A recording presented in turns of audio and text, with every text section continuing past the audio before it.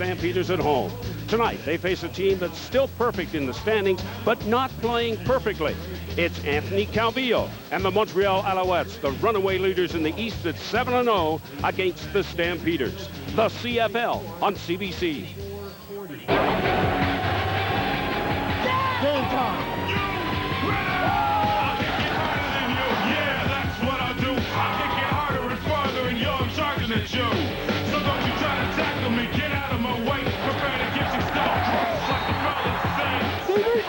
What up? I'll make everything. CFL, CBC, we got millions of fans. We got a chorus of warriors chanting up in the stands. First down, I made you fumble and I stole the ball. Next down, I saw your teammates and I crushed them all. Third down, you see me running but you can't keep up, cause I'm running the ball straight to the great club. Stampeder fans enjoyed the win over the Riders last weekend to snap a 3-game losing streak. Tonight, they face the unbeaten Montreal Alouettes, a team that Henry Burris is 3-3 against in 6 lifetime starts. Can he win this time around against another strong Don Matthews defense? Hi, everyone. I'm Steve Armitage, and welcome to the CFL on CBC. Well, twice, the Alouettes have started with a perfect 7-0 season.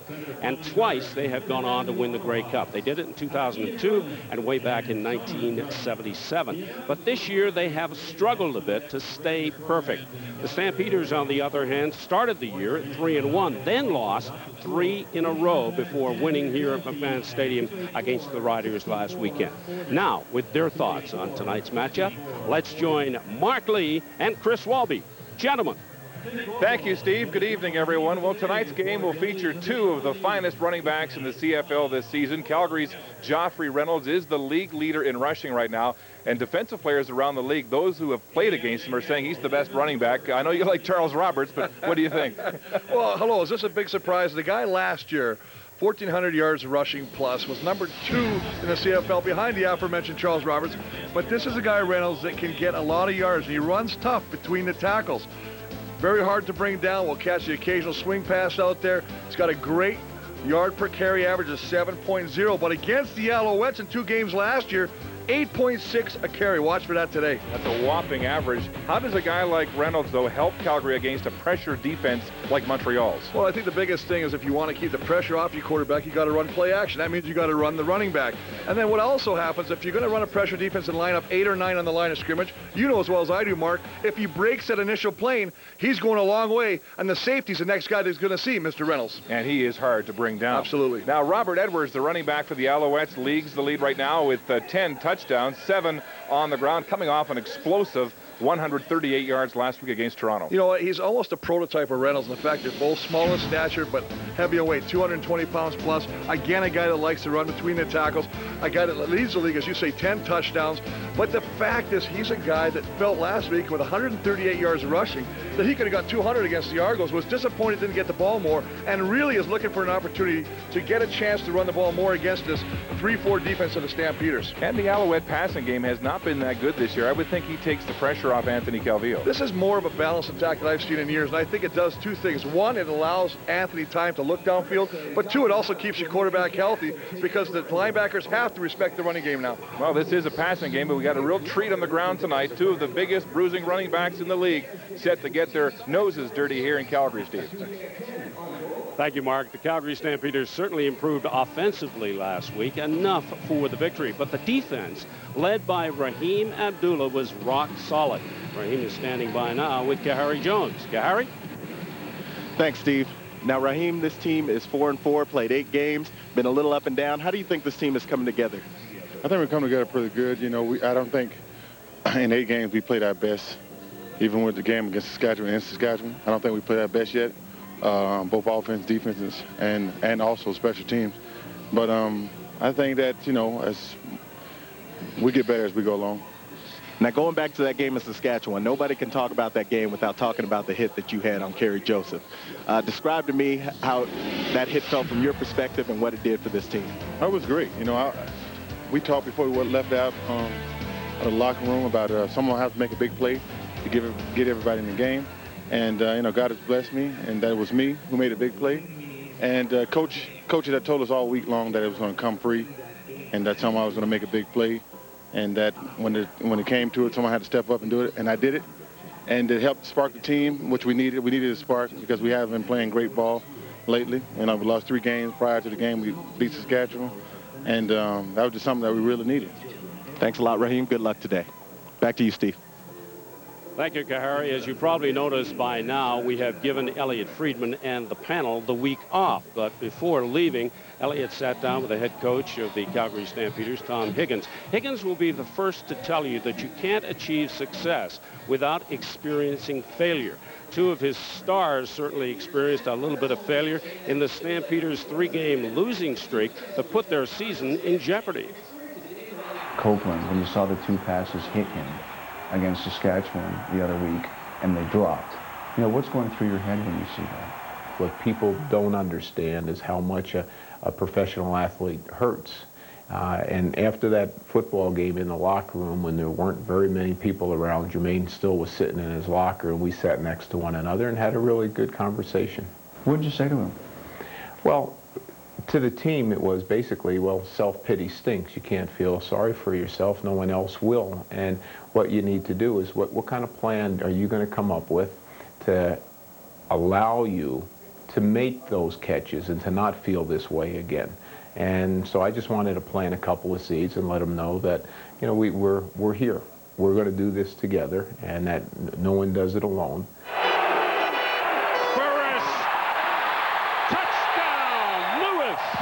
You mentioned how you sat down with Jermaine a bit when he was down after the game in Saskatchewan.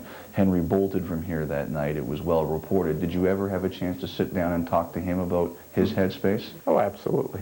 A lot of times people want it, well, what did you say? Well, it's no one's business. It's our business. And there's not a day that doesn't go by where we're not spending a little bit of time. But after that, we spend a much greater amount of time in just talking about right and wrong and the pressures that are on him. Calgary inside the Riders' 25. Reynolds, touchdown! Coaches know, everybody jokes, hired to be fired. And I wonder, when you go through a streak like that one, even though it's early and there's high expectations on a team, you ever wonder, is it coming for me? It really was never a thought until closer to game time going into our 4th game. My wife Sharon said, is there a possibility you get fired? I said, there was a possibility last year.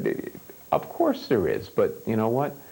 Don't worry about it, because that's, again, outside your control. So since it's outside, don't worry at all.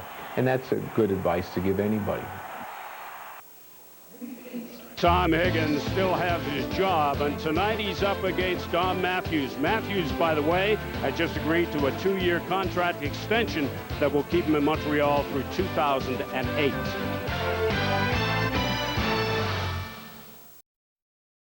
CFL on CBC. The 77 Alouettes started 7-0. They went on to win the Grey Cup. The 2002 Alouettes started 7-0. They went on to win the Grey Cup. The present-day Als are once again 7-0. But the road they faced this time has been a lot bumpier. Tonight, they are in McMahon Stadium to face a Stampeder team on the rise. A team that has been playing a punishing brand of football. You better get ready. It's Montreal and Calgary as they get set to do battle for the first time in the 2006 season. Just sit down, take a seat, get you a drink, because it's going down.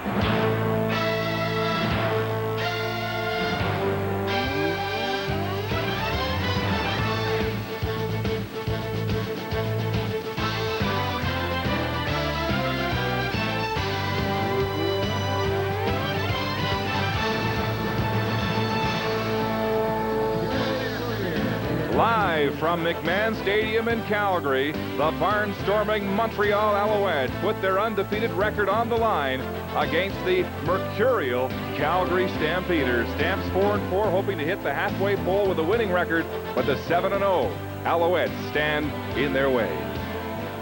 Good evening, I'm Mark Lee, along with the big man, Chris Walby. And in this game of pro football, coaches are always looking for tendencies, and Calgary quarterback Henry Burris has always tended to play his best football against Montreal. And Chris, his confidence can be traced back to his very first win in the CFL, 1999, and it came against Montreal. Well, and that's the thing you got to love in that particular game, which, as you say, was his first professional start. 2 touchdowns, no interceptions, led him to victory. The big thing you also got to look at, Mark, is 2 of his last 3 starts against Montreal, he's come up victorious. Now, I like the progression of Henry Burris, especially the last 2 weeks. He's been known as a gunslinger, likes to do the deep ball, get Copeland, get Lewis. Last 2 weeks, he's really taken what the defense has given him, a lot more methodical, a lot more successful. I think that's what you got to do. And another thing you got to look for him is last year in the victory against Montreal, he used his legs as well, rushing for over 96 yards. He is a threat as a scrambling quarterback indeed. Now, the Alouettes may be unbeaten, but we're not used to seeing Anthony Calvillo ranked 6th in CFL passing. Well, and I think this is a misleading stat. I mean, I know that he's used last year over 5,000 yards passing, 34 touchdowns. But the big thing you got to remember is, if you look at touchdowns scored this year, 20 touchdowns, 10 via the pass, 10 via the run. This is a balanced attack right now, and I think that's why the numbers aren't there. But I think you have to look at the one stat that stands out all the time, and that's they're 7-0. Okay, now for my favorite part of the show, your Rona game notes. Well, let's start with Montreal. I mean, obviously, offensively, little play on words here. How Stella got his groove back. The former 1,000-yard receiver last year, over 80 catches, only 17 catches this year. With Ben Cahoon banged up, Dave Stella has to have a big game today. And on defense, Hassel and Hammer Hank. Nothing more simple. You got to get in Henry Burris' face. You got to hit him, make him put up some bad throws, create some turnovers. On the other side, let's take a look for Calgary offensively.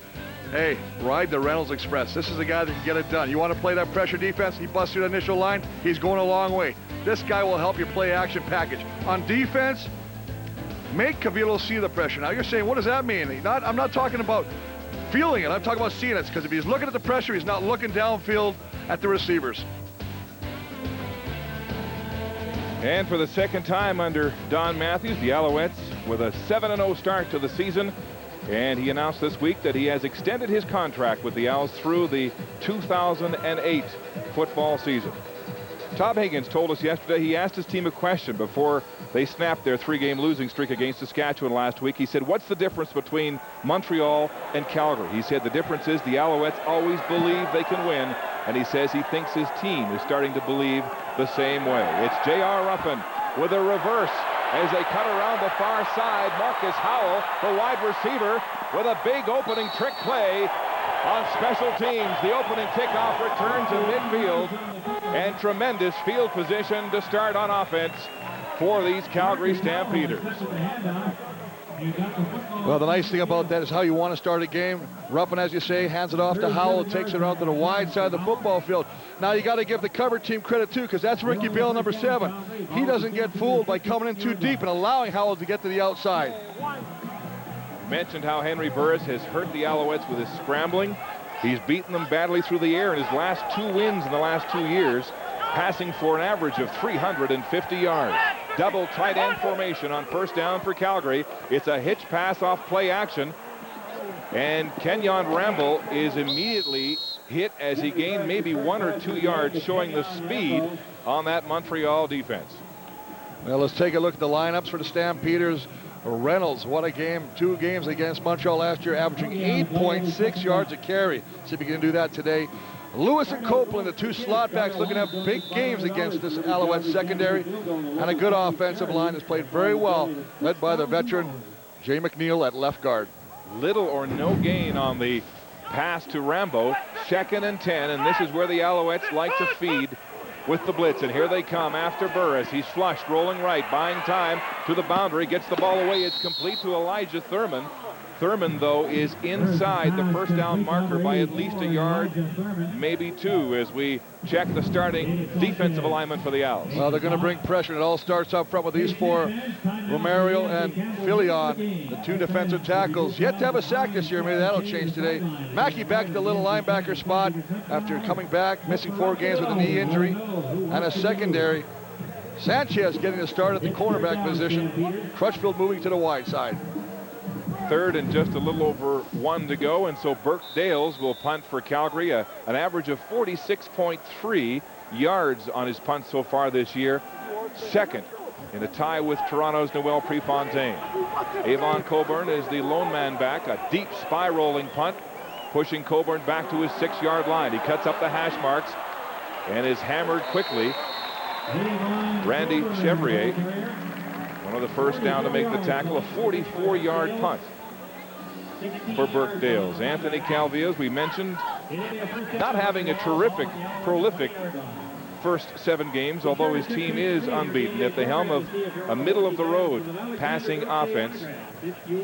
And to think that he has just one receiver in the top 10 right now in receiving, that's Ben Cahoon, when this team has come off back-to-back seasons with 4 1,000-yard receivers. But Calvillo has been patient and has fought his way through some games and come on during the second half. 6 receivers set to start for the Alouettes on offense. Calvillo firing inside to the hash marks, and it's incomplete as he goes to his favorite receiver, Ben Cahoon. Well, nice to see them go to Ben Cahoon, who's got a bit of a rib injury. Anthony Calvillo, you talked about his numbers. Look for Robert Edwards to carry the mail in the backfield today. The receiving crew. Dave Stella's got to have a big game, and Kerry Watkins always a speed, deep threat at the wide receiver spot. And an offensive line that's only given up 7 quarterback sacks all year, number 1 in the CFL. Montreal with 4 receivers to the wide side. Calvillo looking to the boundary, looking for a one-on-one matchup, and he's got it with Thyron Anderson, who makes the completion for a first down ahead of Kobe Reinhardt, the defensive player of the week 1 week ago. Well, if you're going to bring the pressure from the Stampeders, you see they run a 3-4, Maxi Napastic and Abdullah with the big hit last week. The linebacking crew, Cornelius Anthony getting a start in place of the injured John Grace, who has a bit of a hamstring. And then Tony Tiller and Young in the middle. Going to have to provide that deep coverage for the Stampeder secondary. Anthony, of course, filling in 2 games for Brian Clark when he was out earlier this season. Double tight formation. They'll go on the ground. Here's Robert Edwards negotiating the line of scrimmage, and he'll be gang tackling there as the Stampeders swarm him at the line of scrimmage. And Brian Clark, the leader of that Calgary defense, first to make contact. Well, Brian Clark makes all the checks. He's the glue that holds this defense together. And as he recognizes formations, he's going to make the check calls or the adjustments to the defensive line and linebackers. But he just gets penetration. It's going to be a little bit of counter. They're going to pull the backside guard and tackle. And there you see 48. He just beats the block. So it's a loss of 1 on the play. 2nd and 11 for the Alouettes in that double tight end formation. Calvillo back to pass under pressure. And he will be sacked. Shelton Napastic with help from Raheem Abdullah, but there is a flag in the Montreal backfield. Well, this is Raheem Abdullah, and he's just overzealous. Napastic gets a sack. Not happy with this because he had him in the grass. The whistle should have been blown. Abdullah comes late. Unnecessary roughness. Calgary number 56. 53. 15-yard penalty. First down. Well, he just gets called as he's going down. He hits him late. Now here's Abdullah. Now watch as the play runs. We're just going to go all the way around. Good penetration, good arm over. Napastic, who fights through a double team between Chu and Flory. He's got him down now. That's a late hit as he comes down there, and that's a good call by the official. A bad penalty for the Stampeders. So instead of forcing the Owls to punt, they have a first down and a big hit there. Watkins, the intended receiver, and Trey Young, one of the toughest hitting safeties in the CFL, breaks it up with split-second timing. Well, the second-year player out of Montana read this perfectly. Little swing pass, and he just reads this, and he meets the receiver just as the ball gets to him. And, you know, if the receiver hangs onto this ball a little longer, that would have been a fumble and a big turnover for the Stampeders. Just a quick hitch. Going to get it out there, try and get Kerry Watkins involved in the game early. He's got a lot of speed at that wideout spot. A lot of receivers hear footsteps when they're Trey Young's. 2nd and 10, Montreal. 4 receivers to the wide side. Calvillo firing across the middle, and it's complete to Ben Cahoon. And he'll have a Montreal first down. Cahoon was banged up with those ribs and didn't practice all week, Chris, but is in uniform, one of the toughest receivers you'll find in the league. Well, remember, at this stage of the season, everybody's got a little bit of nicks and bruises, but the thing is, he can still work on the film. So he watches and breaks down the Stampeder defense. On that play, he recognizes his zone, sits down in the hole, and Anthony Calvillo gives him the football. It is a first down just shy of the 54. And play action. Calvillo throwing downfield for Thyron Anderson. He reaches out, has the ball, but he's out of bounds.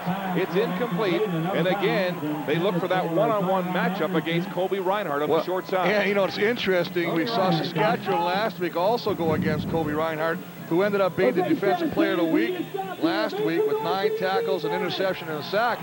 Great play action to get one-on-one down the sideline. Nice job of hauling in the ball, but out of bounds. We mentioned some of the numbers that made Colby Reinhardt the Defensive Player of the Week. 9 tackles, 1 pick, 1 sack, 2 knockdowns, and a forced fumble. And the Alouettes are picking on him early. Here's Calvillo throwing to the wide side for Watkins. He's open. He makes the catch. Now they're rolling it out. Anthony Calvillo's pass complete. The official spotted it, but it's incomplete. In the sunlight. This time, J.R. Ruffin in coverage. Well, again, a nice job. We all know about the reputation of AC. He's got one of the best deep balls. You see right there, he has to get the foot down. It looks like as he brought the foot down, I believe he was on the line. He has to just get one in after the reception. You can see he just catches that line. It's a good call by the official.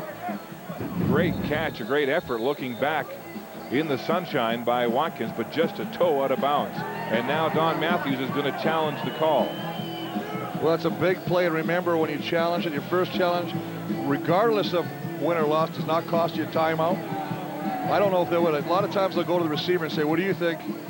I didn't see Watkins trying to protest too much on the call. I think Don Matthews is declining the challenge now. He's picked up the flag. There is no challenge on the play. It is 3rd down. You know, Mark, and that's a smart call. Don't waste a challenge. As we said earlier, the fact is it doesn't cost you a timeout, but save it for when you really think you have an opportunity. And you can see as he just goes down, once he grabs the ball, there's the foot, and it's definitely on the line. It's a nice job, nice call by the official, and a good no call, no challenge by Coach Matthews. So David Duval, who averaged 52 yards a punt last week in the win over Toronto, will deliver his first punt of the game, an end-over-end ball angled out of bounds. And bouncing to David Allen, returning punts today, the former star at Kansas State, but he has no room to go there. A 40-yard punt, just a 6-yard return. You're watching the CFL on CBC.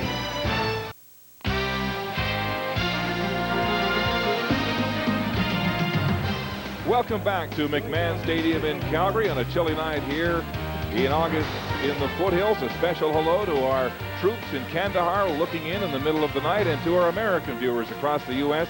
This broadcast available to more than 70 million homes in places like Connecticut, New Jersey, looking in tonight in Philadelphia, New York, and San Francisco, among other places.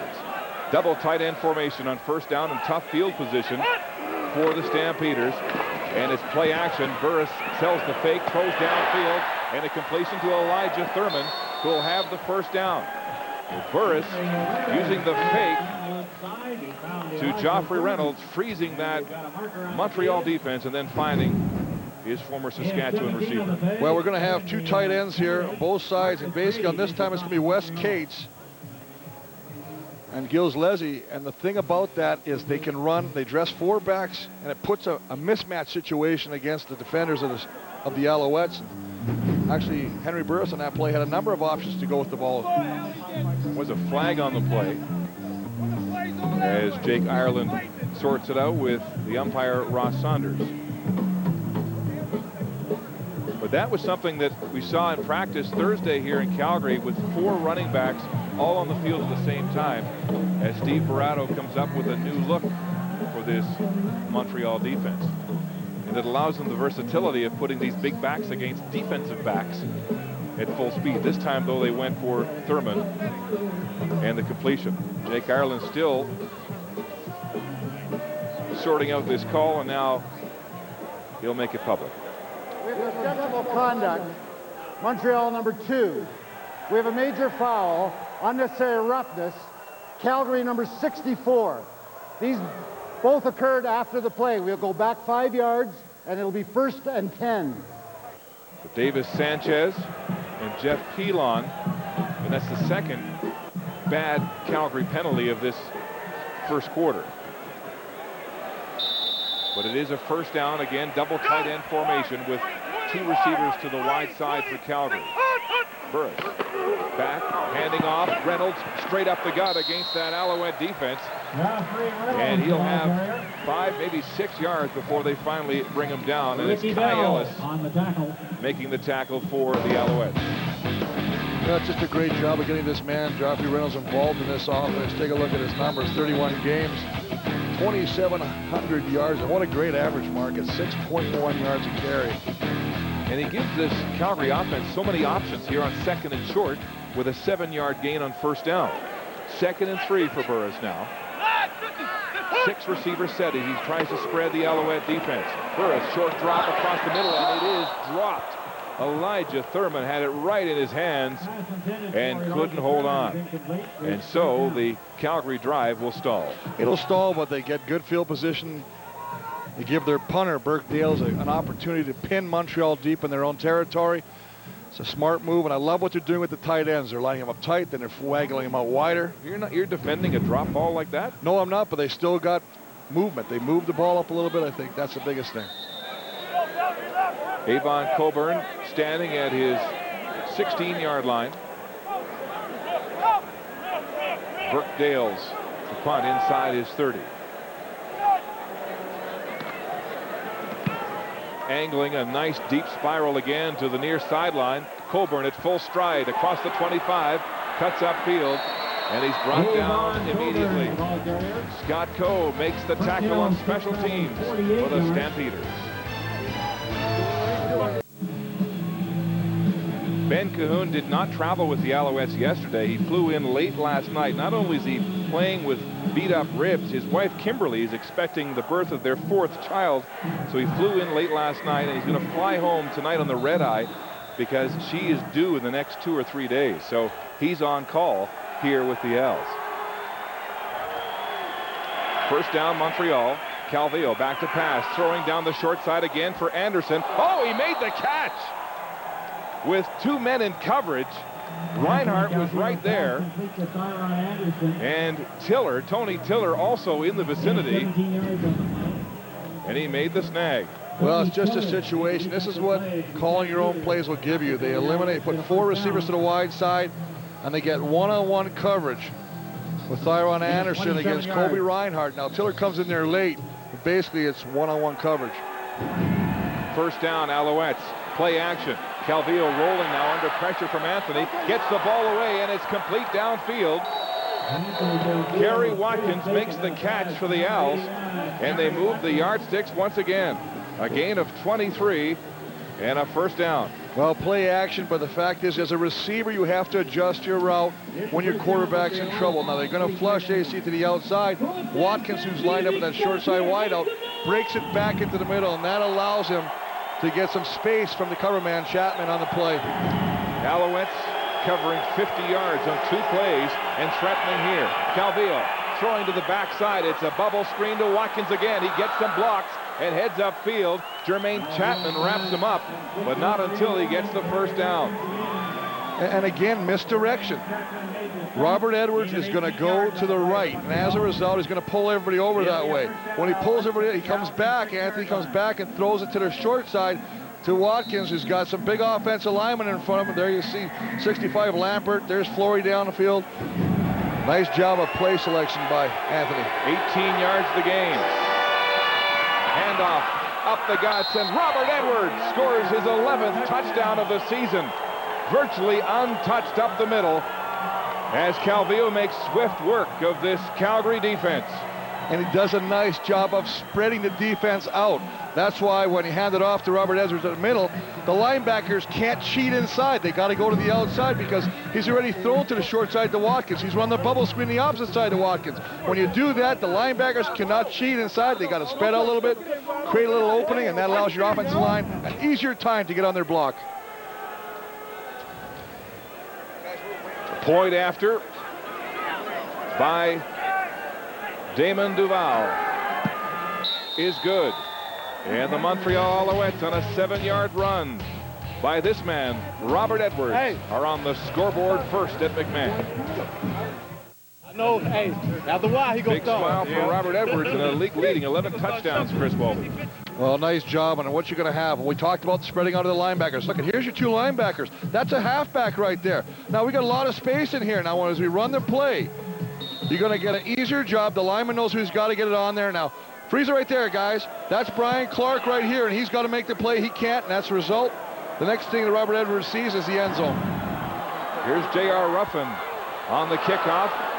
Knocked off balance and gets a knee down at the 22-yard line. Fans don't like the whistle, but that run back is stopped prematurely by the Alouettes. It was a quick scoring drive under 2 minutes, Chris. 4 plays covering 75 yards. It was Calvillo going down the boundary. A great catch by Thyron Anderson. Then the bubble screen to Watkins as he got some great blocks downfield. Another big game. 2 plays, 50 yards, and then the 7-yard touchdown run, the 11th of the season. 8 on the ground, 3 through the air for Robert Edwards, and it's 7-0 Montreal Alouettes. Al showing blitz here, and here they come. Burris, short drop, gets the ball away to Nick Lewis. He makes his first catch of the game, and it's chipped up by Davis Sanchez. Well, the Alouettes secondary is going to try and keep everything in front of them, and that is going to make Henry Burris dump the pass off. This time he dumps it off to Nick Lewis, but you got to like your chances when you got an explosive receiver like Nick Lewis. If he can make the first man miss, and in this instance he can't, he can run for additional yardage. Lewis with a 4-yard gain on that short reception from Henry Burris. 2nd and 6. Calgary. Strickland dropping off. They rush just 4. Burris throwing downfield. Wide open is Jermaine Copeland. And the former Alouette has a big catch and struts. First down, Stampeders. Well, Calgary just goes with their front 5 to provide protection. Alouettes drop everybody, but look at Copeland finds a hole behind the dropping linebackers. You know he's excited about playing his former teammate. 4 years with Montreal. Here's the stats of his first 3 games, 13 catches. Very un-Copeland-like. Yes, he's had some uncharacteristic drop passes this year, but he had his best season ever in 2003 with Anthony Calvillo.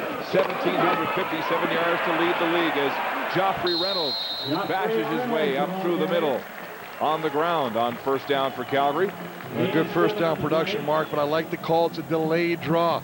Come back, pretend you're going to throw the football, and then at the last second, you tuck it into your running back. Just a backside handoff, get the lineman downfield. You see Pilon looking to block somebody. But again, when you pick up 7 to 8 yards on first down, it makes your playbook that much more attractive for second down. Really a classic-looking draw to the running back. And a gain of 8. 2nd and 2. Stampeders across the midfield stripe, and a timeout called by Henry Burris. Timeout, Stampeders. As he didn't like what he saw from that Montreal defense. Burris is explaining his confidence to us, Chris, why he's played so well against Montreal in many games this year. He said he really enjoys playing against the blitz. He knows what Montreal is going to bring, and he said this is the first time they've played a scrambling quarterback like me, and he thinks that he can buy himself some time by getting outside. Well, I mean, basically he can beat you with his arm and he can beat you with his legs. I like the fact that he sees something there, and rather than push the player for something, he decides to call a timeout, get together with Barato, his offensive coordinator, and decide what they should do. Back to a double tight end formation on 2nd and 2.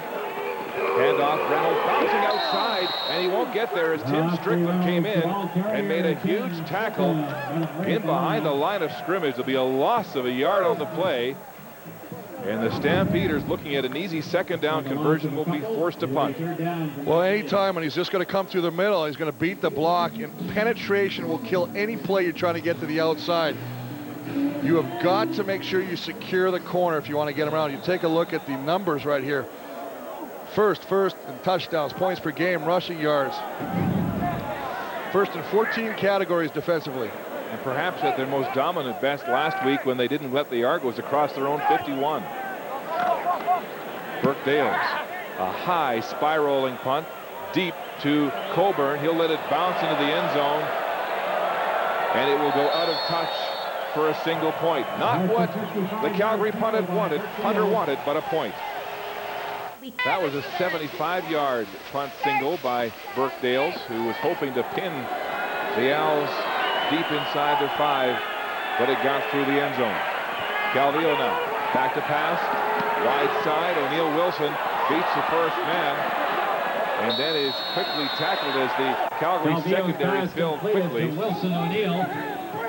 And O'Neill Wilson will have a gain of about 7. Well, Wilson's working against Cedric Williams, the cornerback of the Stampeders. Again, it's just looking over, looks inside, goes outside, and a nice move by Wilson to make Williams miss and pick up additional yardage. The Alouettes without Sylvain Girard. Groin injury keeping him out of the lineup. 2nd and 3. Handoff. Robert Edwards plows his way to a first down across the 45-yard line as Terrence Patrick got in to make the tackle. Well, running a 5-pack of receivers, and that's going to spread out the defense. We know already that Calgary will run a 3-4. They'll try and line up a linebacker in the line of scrimmage, but if you get the initial block and a little bit of a seam, next thing you know, Reynolds is going to pick up a first down. He did that on that play. Final 2 minutes of this opening quarter. Calvillo, 6 receiver set, straight back to pass, throwing to the sideline. Nobody there. He just threw it away. And a miscommunication there. Calvillo and Anderson were the intended I believe that was one of the times that Anthony Calvillo actually saw the pressure, saw they were bringing the blitz. Clark came on the blitz and decided, I got to get rid of this ball. Rather than force this thing downfield, like throw it out of bounds. Live to play another down. Calvillo telling me one of the changes he's made in his offense is a tendency. In the last 3 weeks, he says, he's called the same play 10 times in each game. He said, I'm not going to use a lot of plays.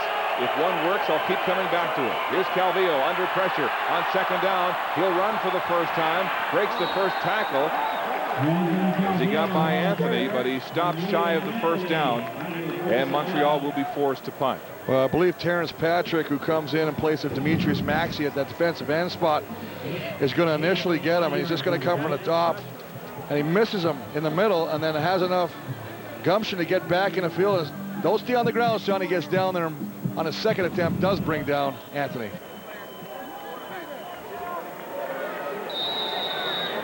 Damon Duval, who has quietly emerged as one of the best kickers in this league, gets a high punt away to David Allen, pushed back to his 8-yard line. Allen, one of the top returners in NCAA history, has another short run there as Coburn was downfield to help make the tackle. A reminder, next Saturday night on the CFL on CBC, we're in Regina, where the Hamilton Tiger Cats will take on the Rough Riders at 9:30 Eastern. Both teams coming off tough losses this weekend, and the first half of the season quickly slipping away. Next Saturday from Mosaic Stadium. 54-yard punt by Duval, an 11-yard return, and again, difficult field position for the Stampeders on first down. Henry Burris, the big offensive line, strong side to the short side field. He play action fake, fires hard down the middle, nearly intercepted. Clint Kent stepped in front of Elijah Thurman and nearly had the interception as it went off his shoulder pads. Well, we saw the Alouettes secondary try and sit back in a zone coverage. This time, they fool Henry Burris. They show a little bit of zone and they pick up man. And that's the reason that the secondary guy is right on top of Elijah Thurman. You see the good coverage right there by Chapman. Or by Clint Kent, excuse me. It's a nice job of recognizing the safety. Kerry also giving support over top. Burris has been guilty of forcing the football with that powerful arm and nearly paid a price there. Back to a double tight end formation. 3 receivers short side. Across the middle. Another drop pass. This time it's Nick Lewis who had the ball right in the numbers. Well, Thurman earlier in the quarter. This time Nick Lewis almost on the same type of route, just coming across the middle, right in the hands. Ball's delivered exactly where it's got to be. It would have been a first down. Nick Lewis just not concentrating, not happy. But you can't be happy with that because that's exactly where you want it. You got your hands on that ball. You got to come up with that catch.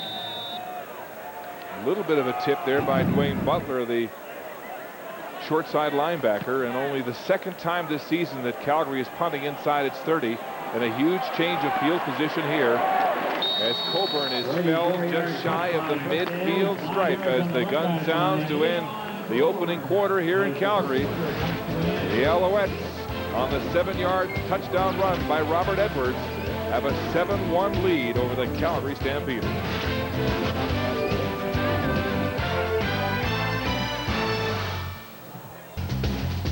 Sun beginning to set in the western sky, reflecting on the glass towers of the Oil City here in Calgary. A 7-1 Montreal lead as we get set to start the second quarter. And here are the first quarter numbers. Well, I mean, obviously in favor of Montreal. 100 yards passing for Anthony Calvillo, but the biggest thing is only 2 first downs for Calgary. But Mark, you mentioned it, 2 key drops that definitely would have been first downs by Thurman and Nick Lewis have really killed drives and any opportunity that Calgary might have had offensively. The Alouettes again showing 4 receivers to the wide side and a one-on-one matchup to the boundary against Kobe Reinhardt. And a sack there as Cornelius Anthony, the youngster replacing the injured John Grace, has the sack of Anthony Calvillo. Yeah, the second-year man out of Texas A&M coming on the blitz from the top side. As we run it, he's just going to be coming around. Nobody picks him up. Just a little bit of what's called a scrape by the linebacker. Find a hole and get to the quarterback. He does a nice job of doing that. Anthony, one of the young linebackers, nipping at the veterans' heels here in Calgary. Talk this weekend that the veterans should be worried about these youngsters. Ben Cahoon reaching up, takes a shot. Reinhardt and comes down with the football. And he'll have he'll be shy of the first down by about 3. Well, had it not been for the sack and the play previous by Anthony, I think they would have picked up a first down again. This is a rhythm pattern. It's quick. Ben Cahoon finds the hole. Doesn't pick up enough yards. You take a look. 3 games versus Hamilton. 328 yards against other teams. 22 catches. He is the go-to guy, though. He has been an offensive juggernaut for this offense. And he took a shot in those bad ribs making that catch as Duval gets an end-over-end punt to Allen at the 11. Beats the first man, steps upfield, is surrounded, nowhere to go on terrific punt cover by the Alouettes. Back at McMahon Stadium, first down Calgary at their 19 on the ground. Joffrey Reynolds trying to dig out of tough field position, and he is stacked up right down the middle of that Montreal defense. Well, Dwayne Butler, the short side linebacker, does a nice job of coming up and filling. Take a look at Timothy Strickland, 38, the strong side linebacker, also helping Dwayne Butler. That's what they have. They have quickness on this defense, Mark. Matthews prides himself on always having guys that can run to the ball. Butler getting a reputation as a nasty defender. Don Matthews telling me yesterday that contrary to a TV report, he was not, in fact, fined $1,000 for a hit on Mike Quinn a month ago in Winnipeg. Burris rolling to the right, using his legs to buy time, and he's got a reception from Marcus Howell, who holds on, and we'll have what looks like a first down, but there is a flag on the play back across the 20. It'll be interesting to see what the flag is against. It was dropped on the line of scrimmage. It's going to be against the Alouettes, but this is something that Henry Burris has to do. Offside. Montreal number 22. Penalty is declined. First down. Well, that's Etienne Boulay. Backup linebacker comes in place of Dwayne Butler or Strickland either side.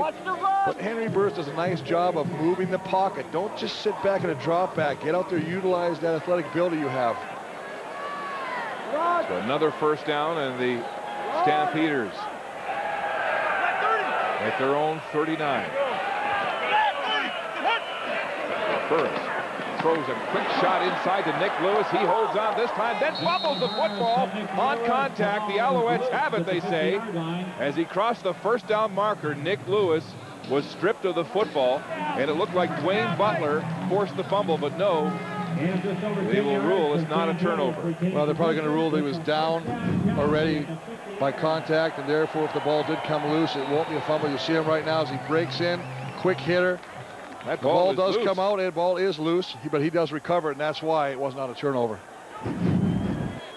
Quick thinking and a quick reaction by Nick Lewis to get his fumble back. Play action, a mistake there it looked like, and now Burris having to slide his way out of bounds with the lethal notorious Dwayne Butler right in the vicinity. Well, it's interesting when you talk to Henry Burris. He says one of the guys that he definitely has his eyes out for is number 25 of the Alouettes. Says he maybe pushes the extreme of the clean hit a little bit. He saw the hit on Mike Quinn of Winnipeg. Wasn't sure about that, but you see him right now. And here you see Butler. He's just going to slide down. Butler's still going down to make sure he feels him, even though he goes out of bounds. The four-year Alouette, converted halfback to linebacker from Hamilton to Montreal, leads the Alouettes in tackles coming into this game with 28. 2nd and 7. Here comes the Alouette blitz. They bring the house, but Burris gets it away. It's short. Intended for Jermaine Copeland. Bouncing off the turf. Well, they have it all picked up. They have the exact read they need to do. Henry Burris just can't deliver the ball to a wide open Jermaine Copeland. He found the hole in the zone coverage. They're going to bring the blitz. You can see the blitz coming right there. He gets picked up. He delivers the ball, but too low for Copeland. It's that dreaded zone blitz that puts so much heat on the quarterback to find the hole within 2 seconds and make the completion. As you mentioned, Chris, he was hurried there and could not get the ball to Copeland. The 5th punt of this first half for Burke Dales as the Calgary offense continues to struggle. A high punt, good hang time. Coburn at his 17. Flags fly as the Stampeders were within that 5-yard restraining zone, and this will no doubt be no yards. A 37-yard punt, just a 3-yard return. You're watching the CFL on CBC. Trey Young called for no yards and a 15-yard penalty. Well, it's a big penalty because you're trying to pin the Alouettes deep. Now, right there, there's the culprit, and he's within the 5-yard zone. They're going to throw the flag, and it's 15 easy yards for the Alouette offense to start with. Part of the problem was just a 37-yard punt, and so the punter, Burke Dales, couldn't outkick his cover team. Well, yeah, but the cover team still has to know where the ball is at all times because you never know if it's going to be a shank or a short kick. And so Calgary blows the chance to push Montreal deep in their own end. 4 receivers to the wide side. Calvillo looking down the middle. Oh, Ben Cahoon reaching up and behind and makes the catch in the thick of that Calgary secondary for a first down. When you think about Ben Cahoon, when his mind is with his wife right now, is about to deliver, you figure about a guy who didn't practice all week. He's got ribs. Now look at him reach back and make the catch. Linebacker, there's Brian Clark. He's in coverage, but he loses Ben Cahoon. Ben Cahoon is not the fastest guy, but he runs such precise routes.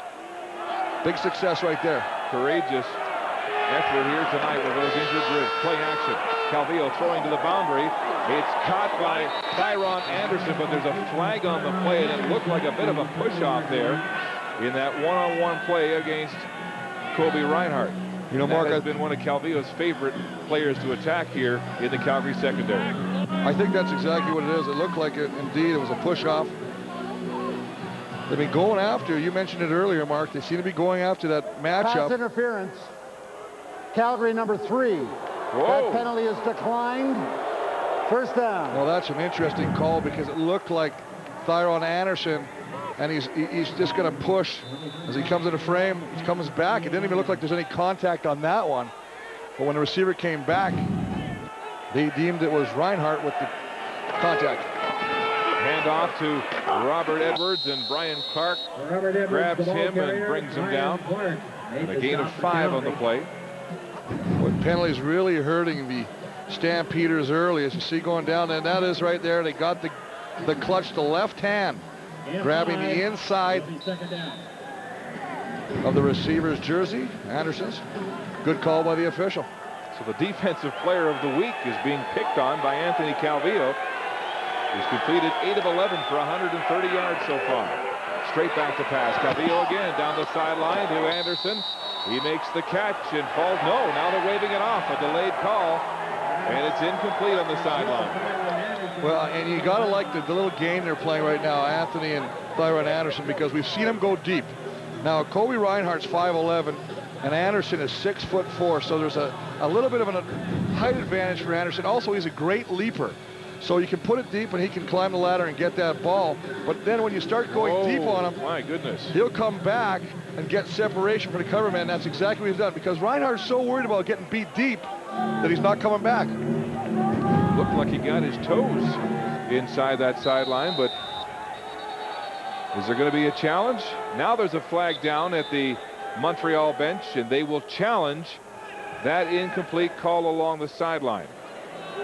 Well, they threw the flag earlier on a catch by Watkins, decided to pull up the flag and not challenge the call. And this time they Montreal will throw has the yellow challenged the flag. ruling of the field.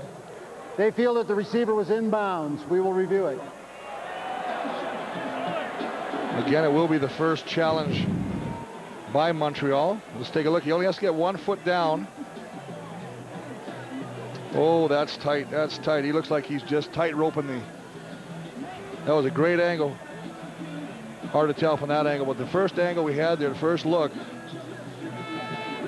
Remember, it has to be conclusive. 100%. They get the left toe down before the right foot came up.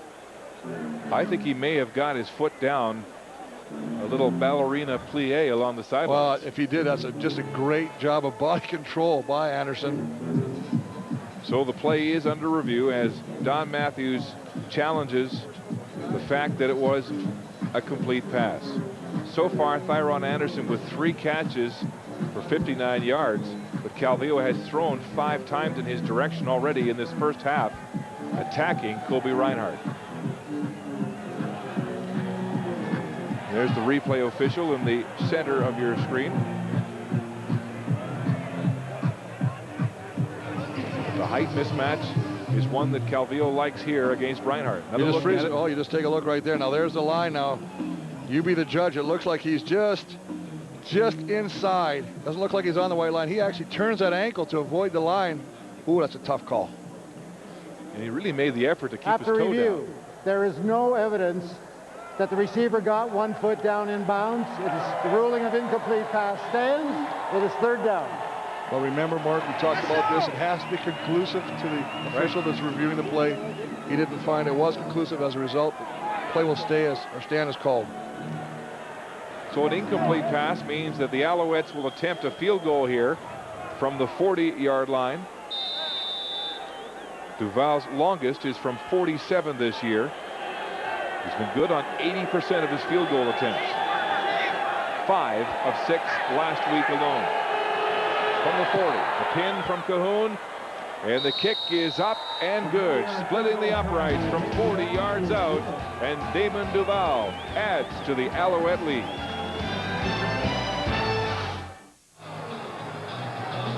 Tom Matthews, we mentioned earlier, has a new contract that will take him through 2008 with Montreal. He signed it, he said yesterday, 2 months ago, and kept it quiet until newspaper reports in Montreal were suggesting he might not be around after this year, and some of his own players were coming to him and asking, you know, what's the deal, Don? So he decided to calm their fears and make it public.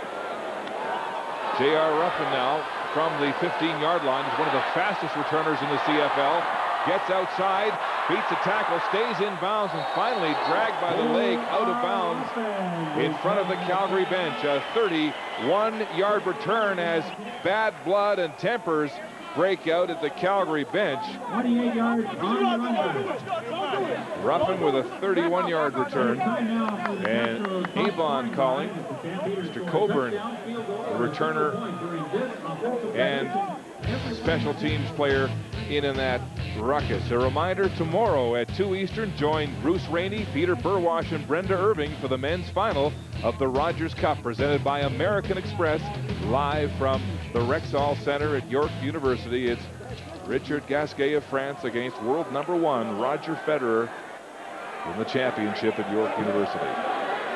Double tight formation for the Stampeders. First down at their 46. A wide side pass to the flats. It's complete to Elijah Thurman. Oh, and he is hit hard. Swung into a defender by Crutchfield, and you could hear the impact all the way up here. Lewis Mackey in on the play. Back after missing 4 games with a knee injury, and you can see Thurman is still a bit dazed after that collision. Well, the biggest thing is we know that Mackey, as you talked about, coming back from the knee injury, going to alternate with Kai Ellis at the middle linebacker, but just a quick hit out there. Talked about they're hoping the receiver can do something yards after the catch, but as he swings around, you can just see Mackey with the great hit. That was really vicious. But a clean hit from Lewis Mackey, who makes his presence felt here on his return. A look-in pass. Nick Lewis was bumped by Chip Cox as he made the catch across the 50, and flags are down at midfield. Well, Chip Cox, who had an incredible rookie start, interceptions, block punts, and then after the Hamilton game got relegated to a backup duty, getting an opportunity to come in and spell the starter Clint Kent. Pass interference. Montreal number 11. 10-yard penalty from the point of last scrimmage. Automatic. First down. But as you say, all over Nick Lewis. One-on-one coverage. Just going to come in there and little contact before the ball is delivered. Well, you mentioned his game against Hamilton. I asked Don Matthews how he lost his starting job to Clint Kent. He said he gave up 14 points, and had the Hamilton quarterback been more accurate, it could have been 28 in that game, and that's why he lost his job. Joffrey Reynolds is stopped at the line of scrimmage by the rookie, D.D. Acholanu from Washington State. Well, speed at that backside end position just to come down there and close. Now, you're wondering if Henry Burris will start pulling the ball, because watch how they all slant down to read the running back. He's got to pull that ball and get to the outside, and that'll force that end to stay outside and maybe not crash down as much. Tough start on the ground for Reynolds and the Stampeders. That was a gain of 1. He's got 5 carries for only 16 yards so far in this first half. 2nd and 9, 6 receiver set for Calgary. Burris with time now in the pocket, throws to the wide side. Great arm and a big catch by Jermaine Copeland, climbing the ladder in front of Clint Kent for a first down. A great job of recognizing, looking first inside, doing his checks, methodically working his way to the outside. They're only going to rush 3, the Alouettes are. Gets time. Stewart eventually getting there, but finally spotting Jermaine Copeland open in the hole in the zone coverage, delivers him the ball. We talked about Copeland with some drops a few weeks ago against Saskatchewan. He says, you know, I really think I can have a better season if I'm more of a big play receiver. I haven't been utilized as much as I should in this Calgary offense. Big first down there, though. Burris calls his own number on a quarterback draw, and quickly up the middle, he'll slide at about the 23-yard line, just across the first down marker, as Tim Strickland comes up to make the stop. That's a 10-yard gain. It's a great call, recognizing what the defense is going to give you. If they're going to start dropping everybody, there's going to be an opening. You're going to have 3 guys. Now watch everybody just drop. As they drop, there's a hole. Take advantage of the hole. Make the linebackers play honest and respect what you possibly can do. He takes advantage and picks up a first down. You know, and Henry Burris is really the first running quarterback this Alouette blitz defense has faced this year. And I'm a little surprised, Mark, that early on in this football game, he seems to be content to just sit in the pocket and not attack the boundaries of the Alouette defense. His running ability will make the Alouettes less likely to pin their ears back. To the 23, the deepest penetration in Montreal territory for Calgary tonight. Double tight formation. Reynolds falls and then crawls for a couple of yards, losing his footing as he tried to cut back. And officially, it'll be a gain of maybe 1.5 on the play. Well, just losing his footing as going up, and then he's going to break it to the left. He recognizes the hole, and he just loses the footing. Left foot gives out from underneath him and picks up 1, puts him in a 2nd and long situation. Stampeders offense coming alive in the second quarter now with 5 first downs to just 1 for Montreal, who really controlled the first quarter. But 2nd and long here in a blitz situation for the Alouettes. Here they come. Burris back to pass under big pressure. Stands in, gets the ball away, and it's incomplete. Short and hopping in front of Nick Lewis. And so again, Don Matthews' defense brings the heat and forces Burris to hurry. Well, and they're going to bring it. Here comes the heat. Now watch, here comes a safety blitz. Now he's going to be picked. Watch, you can't drop your head. Now Reynolds is a great running back, but that's a bad block. You put your head between the numbers, you pick up carry, you give your quarterback a chance to complete that ball. Sandro DeAngelis will attempt this field goal from the 30. He has missed his last 3 field goal attempts. A mini slump here after signing a new contract that takes him through 2008. DeAngelis from the 30 hits this one and it's good. So he breaks a 3 field goal missed streak and gets his first of the game. Lights are on at McMahon Stadium as dusk falls over Calgary. A real chilly August night here in the foothills. Temperature 14 degrees today at midday, and a 10-4 Alouette lead with 4:27 to go. We talked about the two big running backs, Reynolds and Edwards, and they've yet to materialize on the ground. Reynolds was 17 yards rushing, Edwards was 16, and a touchdown. Double tight formation for Montreal, and Nealon Green is in at quarterback, and Cornelius Anthony hits him as he crosses the line of scrimmage. So the Alouettes have made some substitutions. Now Calvillo comes back for Nealon Green, but he had Dietrich in the lineup as well there, Chris. Yeah, it's a great job of mixing it up, trying to catch the defense unaware that he's in the game. They bring Darren Dietrich in, who had a great career at University of Nebraska. Just going to try and run the option, but Cornelius Anthony, who's filling in for John Grace, read that perfectly and followed down the line of scrimmage. So it's 2nd down and 9. Calvillo in the shotgun movement there as Abdullah came across the line. Flags fly and the play is blown dead. Was he drawn? Well, it's interesting. A lot of times when a defensive end jumps, it's because he's frustrated. He wants to get to the quarterback, and that usually means that the guy, in this case, Luke Fritz, is doing a pretty good job of keeping him away from the quarterback. Offside, Calgary number 53. 5-yard penalty, and it remains 2nd down. Just at the bottom of your screen, and he's just trying to anticipate. He just leaves. Did you see the hand movement there by Fritz?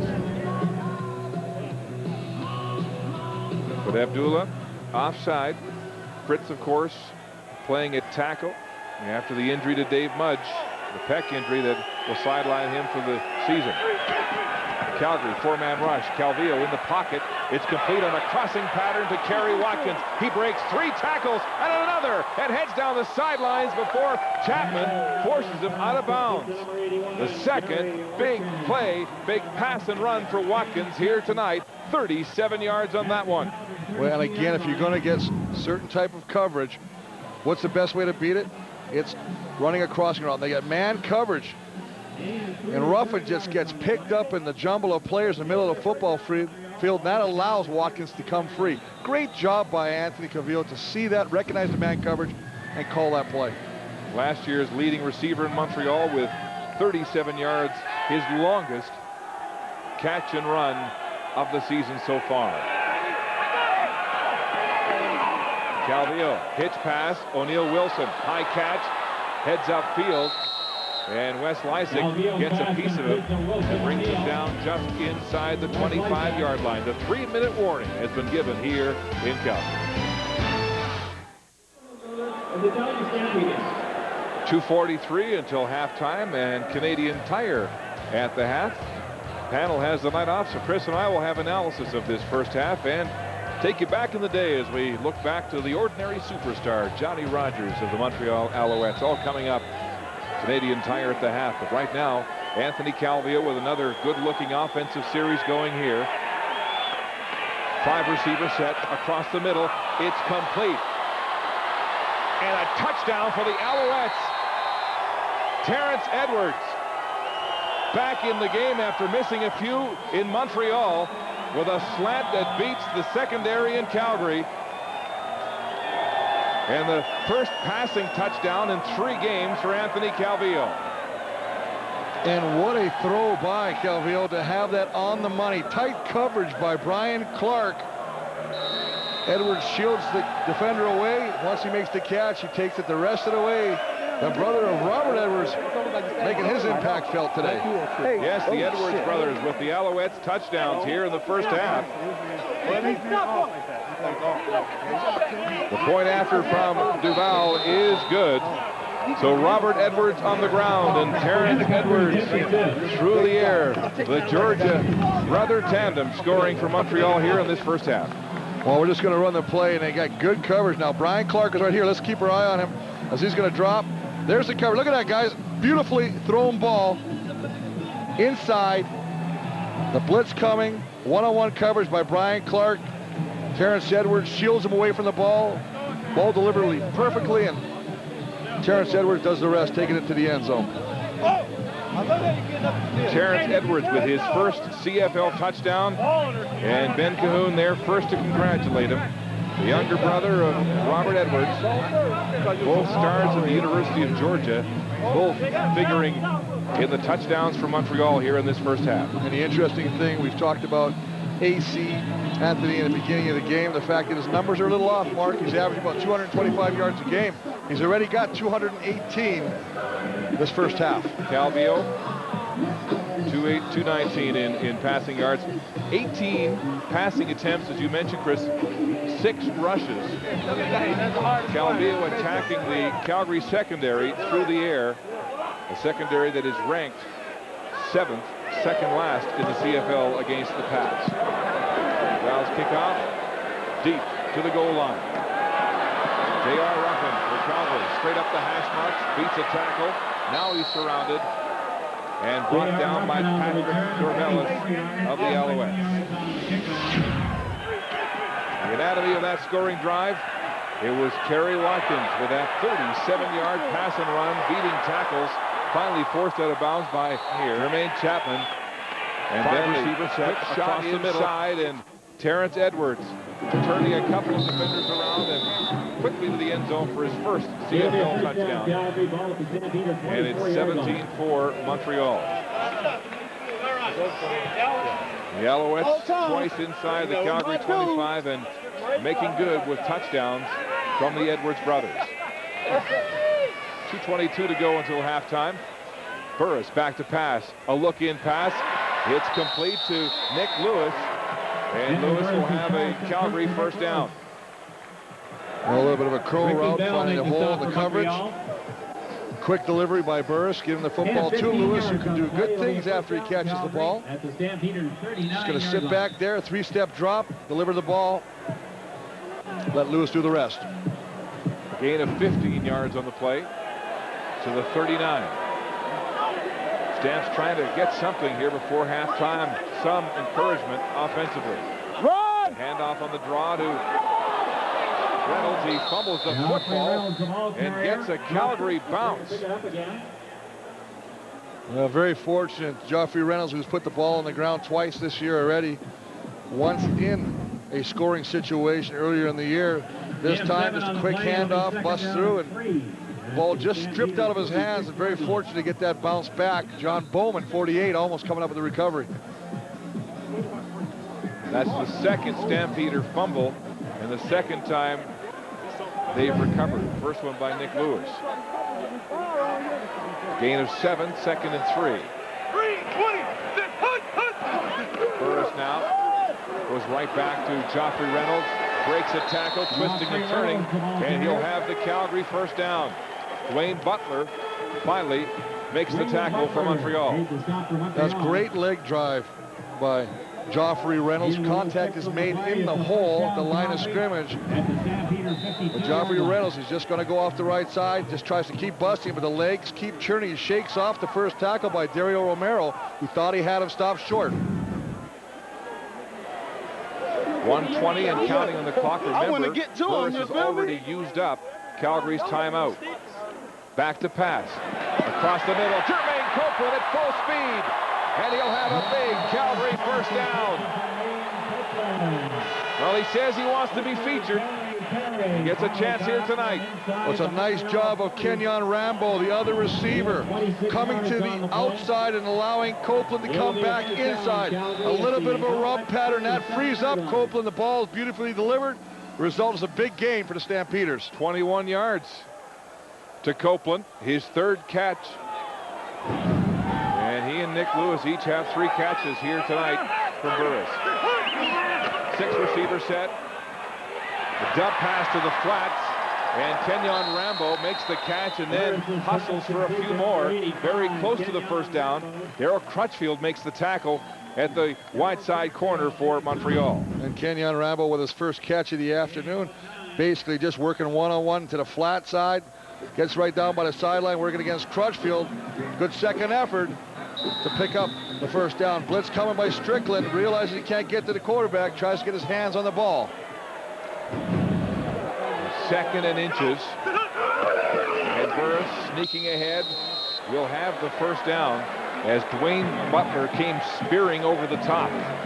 They'll do whatever, hoping that the quarterback, Henry Burris, will stay high on that sneak attempt. He stays low behind the blockers.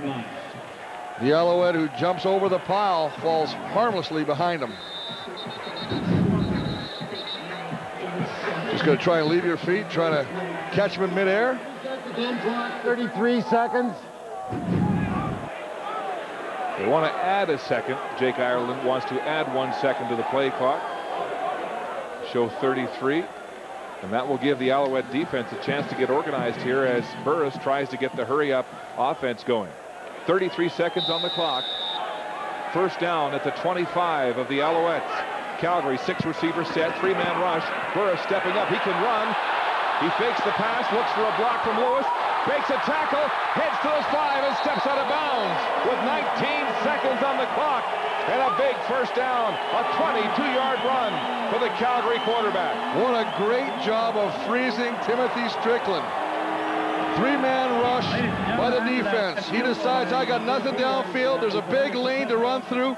Now watch as he freezes. Fake pump, freezes 38 Timothy Strickland, and comes back inside. Nice job by Burris to pick up additional yards and put him in scoring position. Nick Lewis got a nice block on Butler, too, to free up the quarterback, who adeptly stepped out of bounds to stop the clock. First and goal from the 4. 4 running backs in the game. Joffrey Reynolds stumbles, fumbles the football. Stampeders get it back as Jill Leslie hops on it. But once again, tough sledding for Joffrey Reynolds up the gut. Well, Reynolds trips over his lead block. That's what basically hurt this play.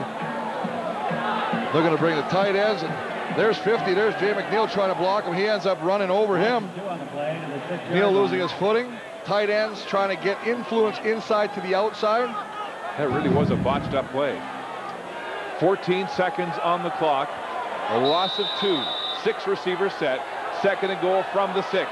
Burris, quick drop. He's under pressure. Across the middle. Complete to Lewis. Touchdown, Calgary.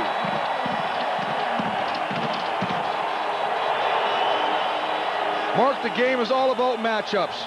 Henry Burris gets Nick Lewis one-on-one with Timothy Strickland, who's probably still thinking about the fact that he should have made the tackle on Burris on that sneak.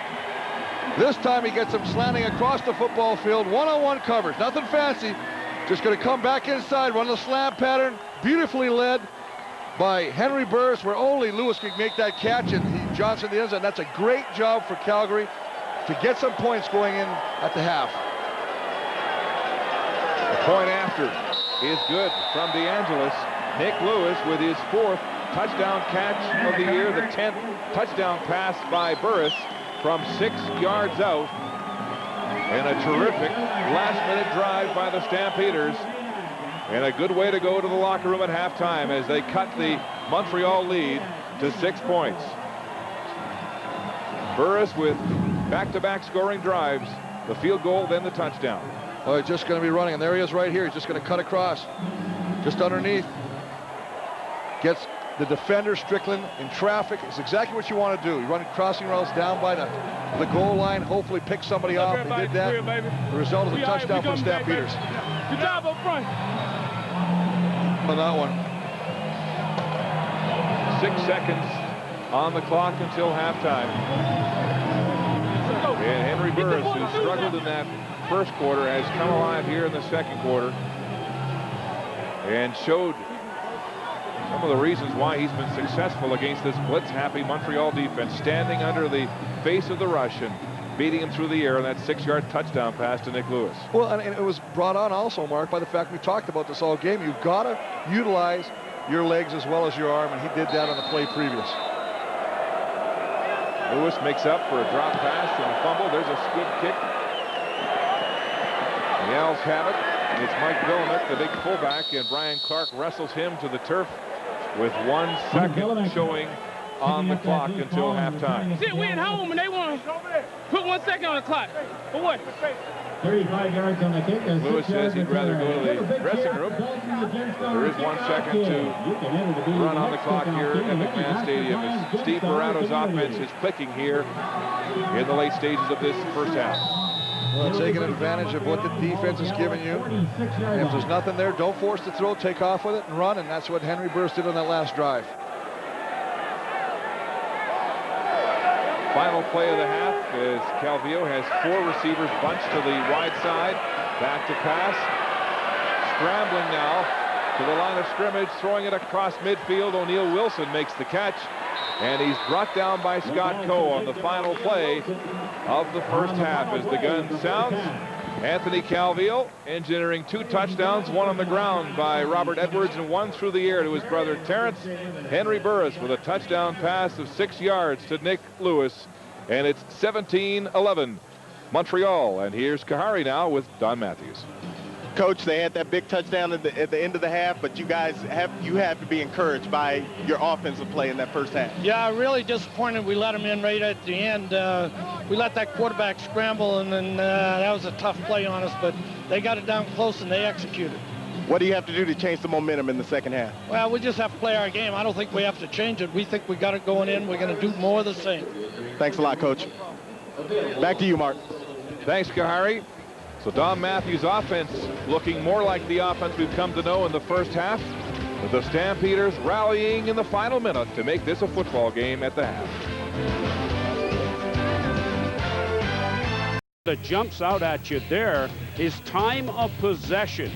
17:02 favoring the Stampeders over the Montreal Alouettes. Once again, Calvillo has not looked really outstanding, but the Alouettes have done the job. They lead where it counts the most on the scoreboard, 17-11. Now with their thoughts, here's Mark and Chris. Guys? Thank you, Steve. And the numbers are interesting. What's really interesting is that Anthony Calvillo and the Alouettes came out smartly in that first quarter. Throughout most of this young season, they've had trouble in the first quarter and have had to make first half adjustments. But it was the passing attack, not the running game of Edwards, that led the way. Well, we had talked about Edwards and Reynolds in the pre-game show, but it became the Byron Anderson, Kerry Watkins show as we see a bubble screen running here. And a nice job. Now, Anthony Calvillo with 238 yards passing in the first half. Those are decent numbers. I mean, you're on pace for 500 for the game, and of course it's climaxed by Robert Edwards with this little 7-yard run. Nice job by that offense to mix it up. Edwards with his league-leading 11th touchdown of the season. And the Montreal defense, which dominates 14 of 25 defensive categories, were smothering in that first quarter of football. Well, they held Calgary to 2 first downs, and why? Because they got penetration. Timothy Strickland all over the football field in that first quarter, diving. Look at the come up. This is what you want. Swing it around. Louis Mackey, who gets a chance to come in there, boy, he punishes Thurman. And then, of course, little pump fake, and Henry Burris getting pressure from Kai Ellis, middle linebacker on that play, but they're all over the quarterback and the running backs. And it was when Henry Burris began using his legs, as he has in the past against this blitz-happy Montreal defense, that things began to happen on offense for Calgary in the second quarter. Oh, we talked about it last year in the game they won. He ran for 96 yards. He has to take advantage of the fact that the defense sometimes is only going to rush 3. If they only rush 3, you might have to pull the ball down and take off. Force them to bring more guys. That'll open up the passing lanes downfield. And it was in that last minute of play that Henry Burris went to the hurry-up offense and began to use his legs to beat the Montreal defense. Well, and again, it's a nice job. A little dump pass over the middle of Copeland. That gets things started. And he sits back, looks for something. Nothing's there, and takes off. And this is what you got to do. Pump freight, gets a nice block on Butler downfield, and basically makes a nice move around Strickland, but that puts him in scoring position. And then we all know what happens when you get down here. They've been hot in the red zone, 3 for 3 last week, and here they go once again in the red zone. Nick Lewis 6 yards out, nice touchdown. So this has to be encouraging for Burris and the Stampeders heading into the halftime locker room. Well, especially after the first half, when we saw such domination by Montreal, and then the second half was a complete reversal, and we saw in the stats, their first half stats, that the time of possession favors Calgary. So that's something to build or hang your hat on. So I look for the third quarter to be very interesting to see which team makes a lot of adjustments. And you know as well as I do that Montreal has outscored the opposition heavily in the second half. So the Stampeders will need to bring their A game to the second half of this football game as they trail by only 6 at the half. Right now, let's go downstairs, and here's Steve with Kahari. Thank you, Mark. I'm going to get the old quarterback to evaluate the 2 quarterbacks in this game tonight. Let's start with Henry Burris at the Stampeders. What grade do you give him and why? I would give him a B- right now. I think he's playing pretty well. He's playing within himself. He's making some good reads out there, and I think he's best when he's using his legs. And I think, especially in that last drive, he really showed what he can do out here. So hopefully he can come out in the second half and play a little better. I would grade Anthony Calvillo a little higher. I would too. I'd hit B+, A- at least. He is making great reads out there, and his receivers are making yards after the catch for him, and it's evidenced by the 17 points that they put up in the first half. We'll see what kind of adjustments both teams make at the half. Just a reminder, next Friday on TSN, it's the Edmonton Eskimos coming off that big win last night over the Riders, traveling to BC Place Stadium in Vancouver to take on the front-running BC Lions. The Edwards family did the job scoring-wise for the Als. Terrence Edwards, the Als lead it at the half, 17-11. You're watching the CFL on CBC.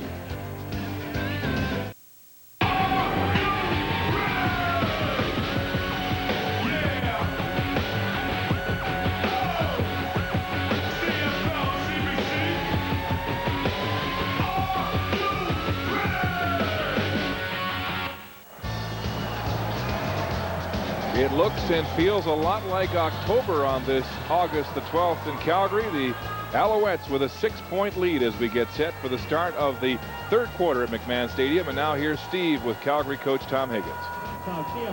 The Stampeders obviously made some offensive adjustments in that second quarter, Tom. What did you do? Well, it was simple. It was just having a little bit more success on first down gives you an opportunity to be even better on second down. But we have to do that on both sides of the ball. We gave up defensively some yardage in big chunks. But I think the athletes just settled down. We made a couple of plays. Taking it in at the end of the first half was big. Now we can turn this into a 30-minute game. Generally speaking, were you impressed with your team's effort? Oh, always. All year I've been impressed with their effort, but now it's up to us to make sure we make plays. But again, the success is going to be we have to play man-to-man coverage with our defense. We also have to be a little bit better on first down. Tom, thanks for this. Good luck in the second half. You're welcome. Thank you. Thank you, Steve. Players on the field to kick it off here in the third quarter. Nick Lewis with that big touchdown in the dying seconds of the half to pull Calgary to within 6. Terrence Edwards and Robert Edwards, the Edwards brothers, with a pair of touchdowns for Montreal in that first half. Sandro DeAngelis will kick it off to start the third quarter. And it's Darren Dietrich, the second-year player, who stumbles as he crosses the 30-yard line. Signed after he was cut a few weeks ago from Edmonton. Anthony Calvillo back to work. Here's how he passed the football in the first half. Good yardage, 238 yards, utilized the entire football field. Got a touchdown, a nice job of getting the ball. And Terrence Edwards brings that into the end zone. Only one touchdown, but doing a nice job of moving that football all around the football field, spreading out the Stampeder defense. More like the Anthony Calvillo we've come to know over the last 6 or 7 years, and well on his way to a 300-yard passing game. He's only done it twice this season. Double tight formation. He'll go on the ground, and Robert Edwards slashing back against the grain and up to the 40-yard line. Cornelius Anthony makes the tackle and what looks like a 9-yard gain on the play for Edwards. Well, Denny Crean, the defensive coordinator for the Calgary Stampeders, does not want to see this too much on first down. They're going to run a little double tight. They're going to bring everybody down, and as you say, Robert Edwards just bounces to the outside on the left side. The linebacker's Cornelius Anthony has to come up and make the stop, but not before he picks up 9 yards. The defensive coordinator, Denny Crean, has put some heat on his veteran linebackers this weekend in a Calgary Herald article saying that these young guys like Anthony and Khalid Abdullah could warrant a shot in that linebacking core if the veterans don't pick it up. And there's Trey Young coming in to make the hit on Mike Milnick, the big fullback who barrels his way up the gut. Well, you talked about Cornelius Anthony had the chance to play for Brian Clark when he pulled a hamstring. And you know what? He played very well. First game, a little tentative. The second game against Saskatchewan, though, 7 tackles. And they really liked what this youngster did. I said, so when John Grace gets injured, no hesitation to put the youngster in. But I was shocked to hear the likes of John Grace, the defensive player of the year last year, and Clark and George White were being scrutinized so closely. On the ground, it's Edwards. He fumbles the football. There's an early whistle. as the Stampeders return it. Anthony has the football for Calgary, but the whistle blew. And the fans are booing the call here at McMahon. Scott Coe got some contact to force it. And you see Denny Crehan signaling no matter what, telling Cornelius Anthony to run it into the end zone. It was a very quick whistle. Remember, you cannot review it. Once the referee blows that whistle, the play is officially declared dead. Let's take another look at that. Oh, the ball came loose. He wasn't down by contact. Trey Young with a great stick. Boy, that play wasn't over when the whistle came. The ball was indeed fumbled, and a challenge flag has been thrown at the Stampeder bench. We got it, we got it. We got it.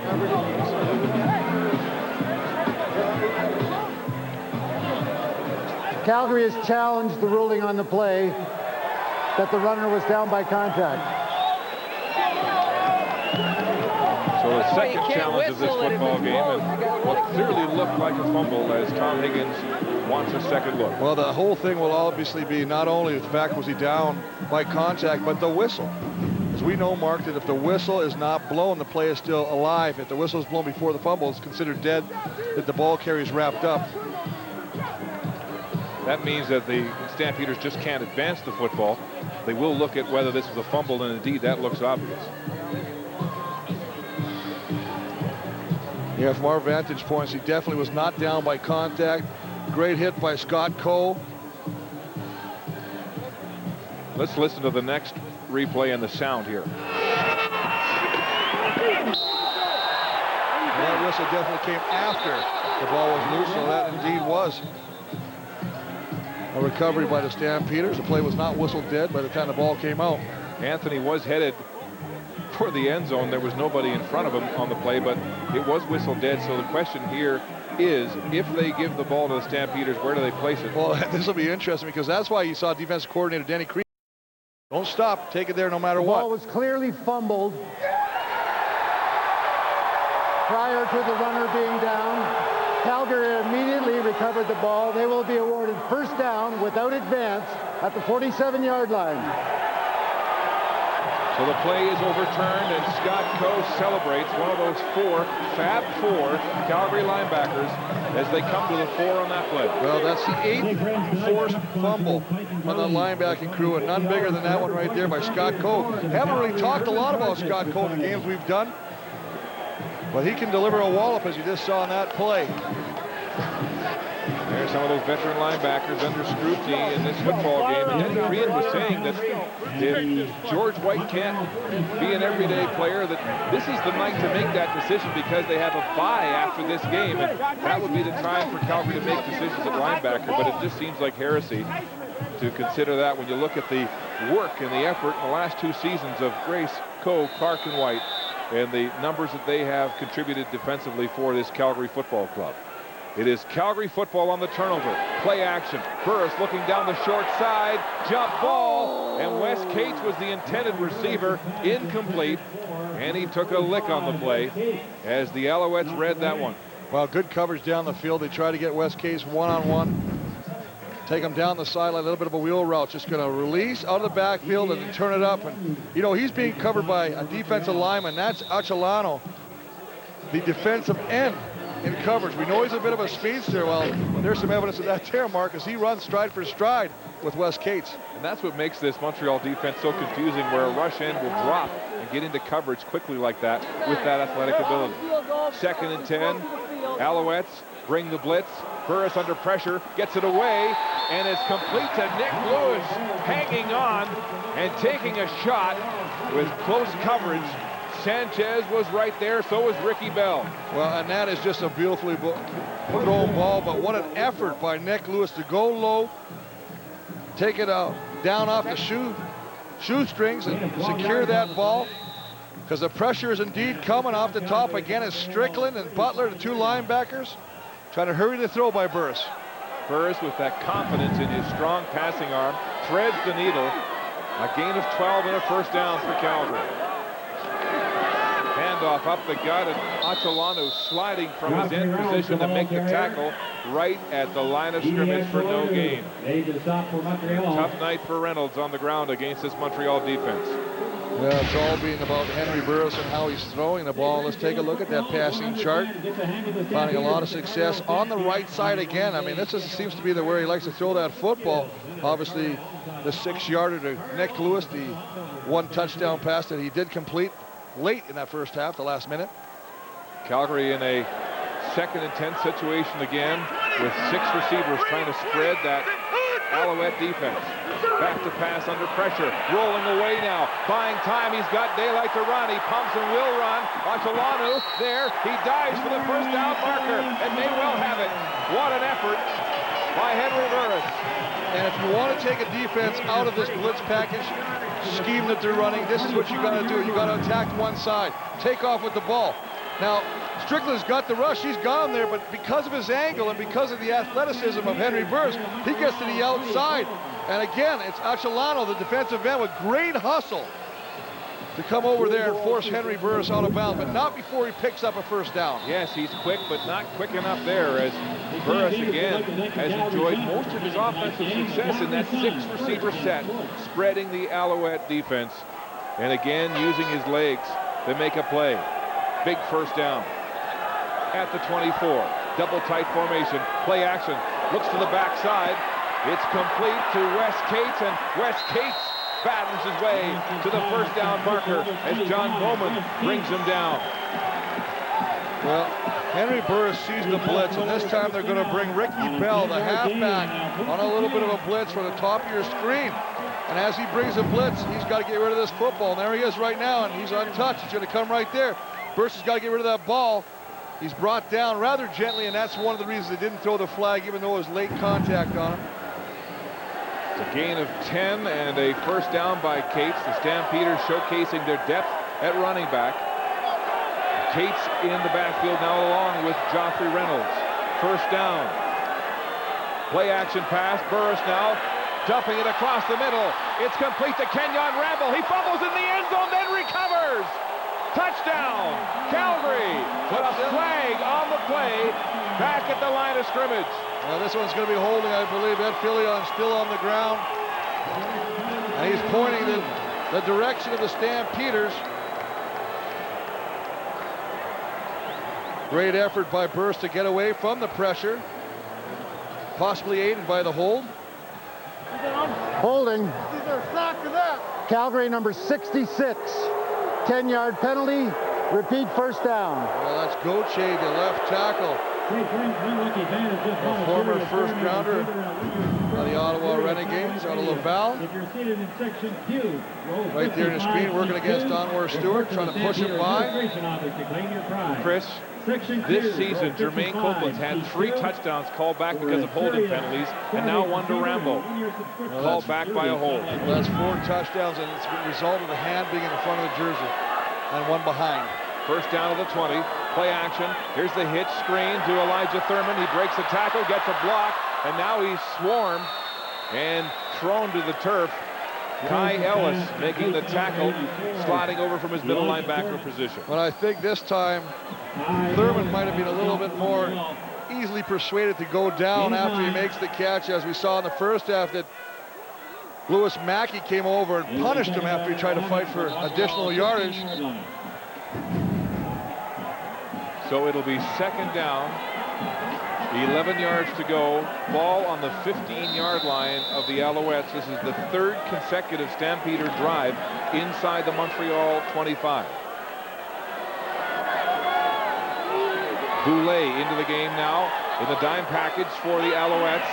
They bring the blitz on Burris. Burris pumping. Now he's in trouble. They've got him behind the line of scrimmage, and he breaks free. Now throws it. Oh, and it's dropped!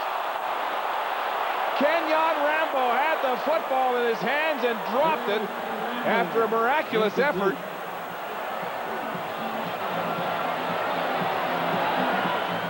The 3rd drop pass of Burris today. And Mark, they're all taking turns. Wonderful exhibition of getting away from the pressure. Looks like he's sacked right here. He's going to go down. Anwar Stewart has him. He stumbles, regains his composure, and delivers the football. And as you say, Rambo drops it. 3rd different Stampeder receiver to drop a ball tonight. DeAngelis from the 22. His 2nd attempt of the game. And it's good. No question.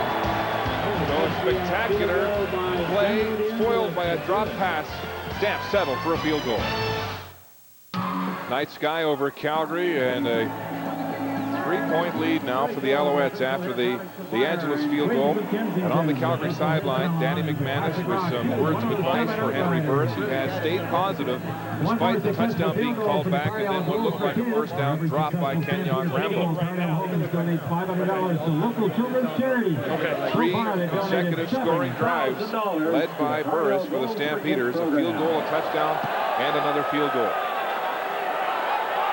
Kickoff deep to Dietrich, Darren Dietrich. He sidesteps a couple of tackles, now gets to the open field on the wide side and is hunted down from behind.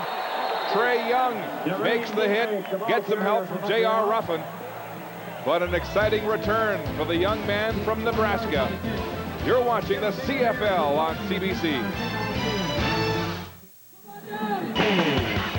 It's that time, warrior of the game. We ask you to log on to cbc.ca/CFL in this second half and vote for the player who you think showed the heart, determination, and character of a warrior. And perhaps Robert Edwards will get a few votes. He's been battling hard. Nick Lewis has made some tough catches as Calvillo goes back to work. Then across the middle, Dave Stala on a slant makes his first catch of the football game. And he'll have a Montreal first down and a pickup of close to 15 yards. Well, Dave Stala, who had 1,000 yards, over 1,000 yards receiving last year, over 80 catches, coming in spot duty in a 6-game back, coming back from injury, making a big grab. I know he's coveting that Ben Cahoon position when it eventually comes free. Across the middle, the pass from Calvillo is complete. And Terrence Edwards makes the catch, and Scott Coe rubs him into the dirt. Synthetic dirt. Well, that's the linebacker dream when you're just going a little dump pass. Play action starts off with trying to freeze those linebackers, and he just dumps it off to Edwards, and as he makes that catch, dumps it off. And who makes the hit? Scott Coe again. Alouettes back on offense after the Edwards fumble led to the field goal by DeAngelis. The 24th turnover forced by the Calgary defense this year. That's a league-leading statistic. Pressure now, and Calvillo throws it away and just barely gets it across the line of scrimmage to avoid a grounding penalty. But that drive will stall as this Calgary defense gains in confidence and strength in this second half. Well, you got to take Calvillo out of the rhythm. He's sitting back there. He's getting a chance to look down and recognize what your defense is doing. They're running a little twist up front. Raheem Abdul, and you know that Anthony saw what he did to Kerry Joseph last week, so he's going to get rid of that football in a hurry. Damon Duval will attempt a field goal here from the 45-yard line. His longest this year from 47. Cahoon, the sure-handed holder, pins the ball, and Duval puts it right down the middle. Damon Duval matches the field goal from the... Henry Burris back on the field, his offense scoring on each of its last 3 drives. A field goal, a touchdown, and a field goal. And their 4th passing touchdown called back because of a holding penalty. Kenyon Rambo made the catch, then dropped it, and then dropped what looked like a spectacular first down when Burris was going down and sling the football at the receiver who couldn't hold on. Steve Barato matching minds with Don Matthews, 2 veteran coaches in this league. First down for Barato's offense. Back to pass on play action. Burris fires hard across the middle. Nick Lewis makes the catch, busts the tackle, and finally pulled down at the 50-yard line. Well, if you wanted any indication of Henry Burris's arm strength, this is an indication right here. That ball's thrown on a rope. Right in the middle again, dropped the ball. Very fortunate to come up. And in case of the dropsies, are holding on to the football by the Stampeder receivers. Lewis is the leading receiver this season for the Stamps. His numbers coming in. He has 6 catches for 65 and enjoys the spotlight.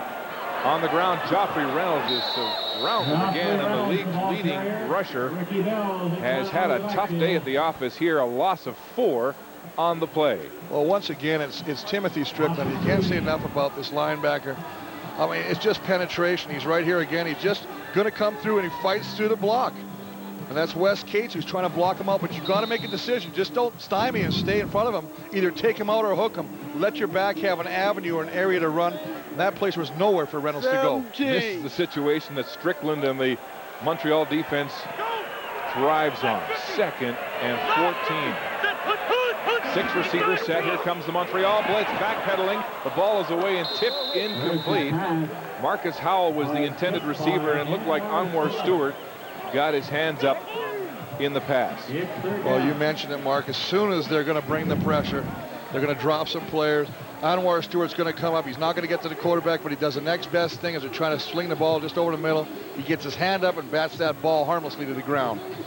The Alouettes bet that with the blitz, the quarterback has at the most 2 seconds to make a play. But remember this, when Henry was successful, he took off and went around the blitz. There he was backpedaling and had nowhere to go as Burke Dales gets set to punt. Avon Coburn is the lone man back for Montreal.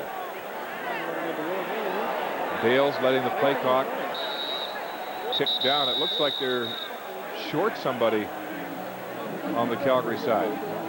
We got 12 players out there, it looks like. Time count violation.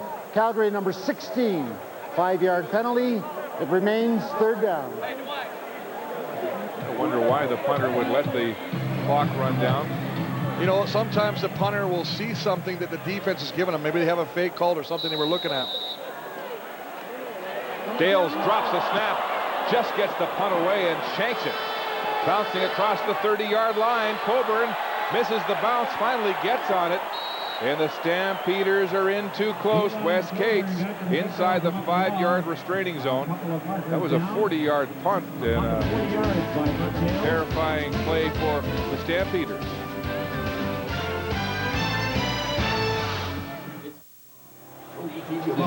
Burke Dales pacing on the Calgary bench after coming very close to losing the football on that punt.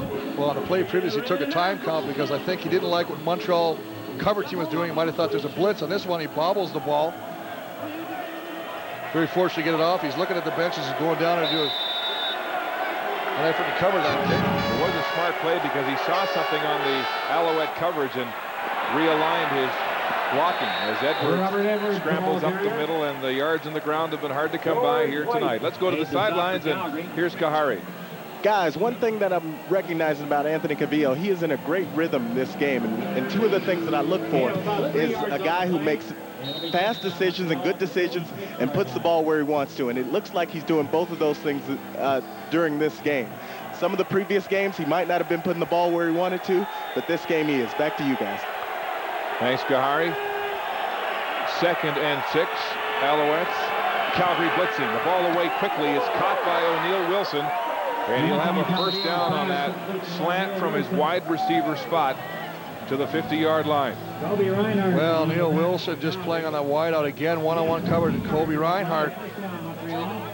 Just a 3-step drop. A little bit of a slant to the inside, getting away from the cover man Reinhardt. Nice job of securing the football and picking up a 1st down.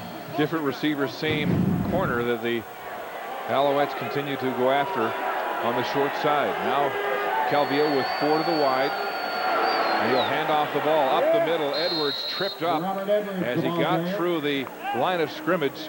Brian Clark made the tackle.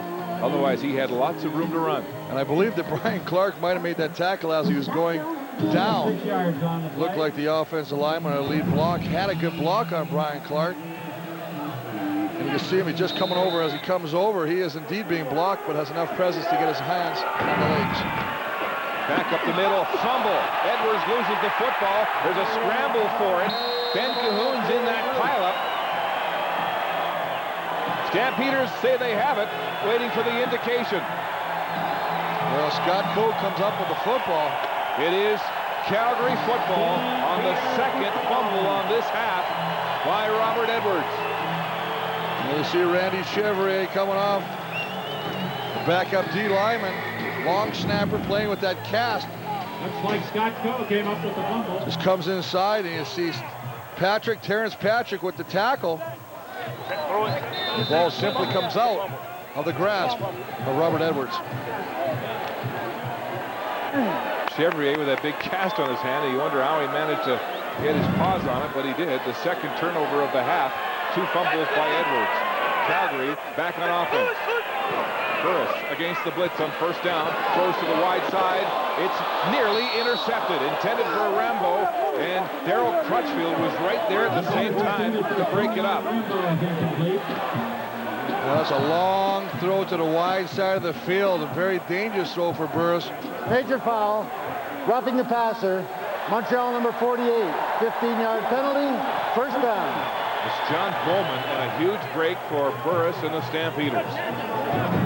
Well, on a play that might have been picked off by Darryl Crutchfield, you'll see a little bit of an extra shot after the ball is delivered by John Bowman.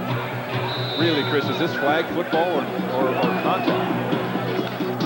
Look at that, how close that came to being picked off. I know you're looking for consistency out of the officials on those calls, and I think sometimes they have to use discretion as whether it is a serious hit or not.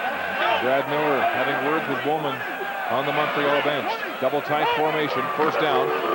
Hand off to Reynolds. Joffrey Reynolds slashing through the defense of the Alouettes and dragged down from behind. But a flag on the play on the best gallop of the night for Reynolds. 27 yards. Well, we'll see what the flag is, and it could be coming back. Well, it's down. It's not in the line of scrimmage, so it might be holding down by a receiver. Flag was thrown up the field, not at the line of scrimmage. Interesting place for the flag to be thrown. Holding. Calgary number 25. Prior to the first down. 10-yard penalty. Repeat first down. Wes Cates. Ladies and gentlemen, tonight's lucky 50-50 draw number Well, it was a call. It was indeed the running back who lines up in the tight end position at times. Downfield, getting a holding call. Negating a huge run by Joffrey Reynolds. 176-477. As we run the play, he's just lined up, and he's right on the tight end spot, and you can just see he's just going to get his hands on him. And you can see right there, it's a good call by the official as he pulls him around and spins him around. Wipes out a 27-yard gain. A 37-yard reversal with the penalty. And Reynolds, who had that big run, is now hammered for a short gain of 5. McKent, the tackle. Now you've seen a big run by Reynolds called back by a penalty. You've seen a holding penalty by Gauthier that negated a Kenyon Rambo touchdown. Penalties again being a nemesis to the Stampeder offense. 9th penalty for the Stampeders, 3 for Montreal. Final minute of this third quarter. 2nd and 16, Calgary. Spreading out that Montreal defense again. Here comes the Alouette blitz. Burris nowhere to go, and they've got him. Sacking him back to the 40-yard line. Ed Fillion with his first sack of the season. I mean, if you're going to run this blitz and you're going to keep Henry Burris straight in this back, and he's just going to be straight back like that, you know that the sides are going to collapse on you from the outside. And that allows Fillion to get in there. So take a look at Ed Fillion, who has the nickname of the headhunter, the quarterback headhunter. 35 career sacks, all with Montreal. A big leader of that defensive tackle position for that Alouette defensive line. First sack of the game for the Alouettes. First sack of the season for Fillion, the 36-year-old veteran on that D-line.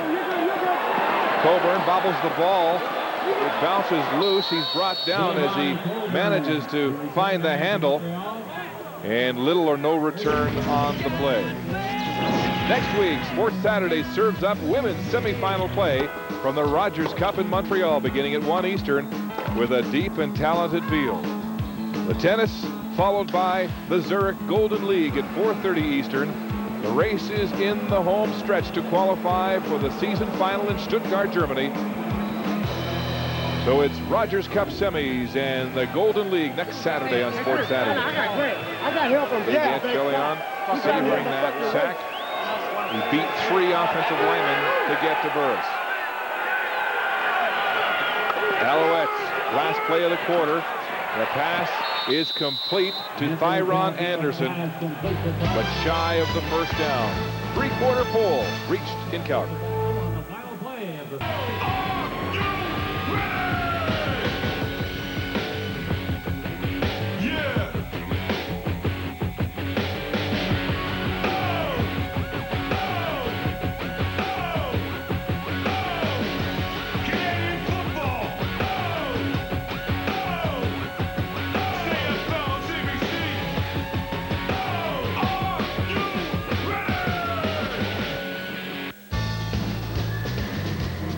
Fourth quarter straight ahead here in Calgary as night falls over the Stampede City.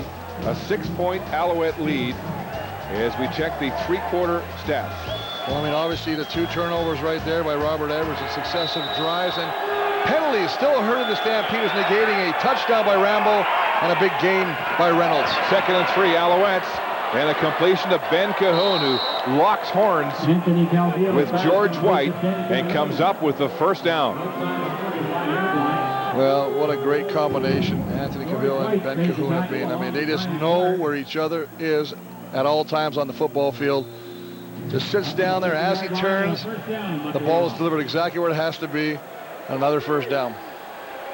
10-yard gain, and you hear coaches around the league saying Cahoon is Calvillo's comfort zone. Take him away, and it makes it tougher. Big catch there. Across the middle again with an arrow, and Terrence Edwards has the catch, and another first down. Trey Young making the tackle at safety for Calgary. They're moving the sticks again, the Alouettes are. And all these naysayers are talking about Anthony Cavill's age and the fact that he may be deteriorating as a quarterback. This is on a roll. Beautiful throw. It's a nice job of Edwards coming into the hole, getting the ball delivered exactly where it has to be, and another first down, methodically marching the ball again, this offense. Gain of 16 on the play. Calvillo short drop, throwing a quick look in, and Edwards makes the catch again. Anthony Calvillo, and it's George White, the victim on defense. And you're going to have to do something to disrupt AC's rhythm right now, because you can see right now he is in a comfort zone. 3-step drops, that's all he's doing. He's not taking a deep drop, but he's delivering the ball. So that tells me, when you're taking a short drop, that you're getting a great pre-snap read of the defense. Calvillo already over 300, 2nd and 2, and big Robert Edwards up the gut for a first down in this hurry-up offense. Anthony Calvillo trying to reignite this offense that was so sharp in the first half, trying to become the first quarterback in CFL history to record 5 consecutive seasons of 5,000 yards or more passing. And he's off to a bit of a slow start this year. First down, Montreal. Calvillo across the middle, incomplete, intended for Edwards. He's looking for a flag as George White was draped all over him. That's the 3rd consecutive play they've gone after George White. Well, I mean, it's a mismatch. You got a speedster like Edwards. George White, returning from Achilles injury, had surgery earlier in the offseason, just made it back into the lineup a few weeks ago. And I mean, if I'm looking at that match, obviously I'm going to go after that all day.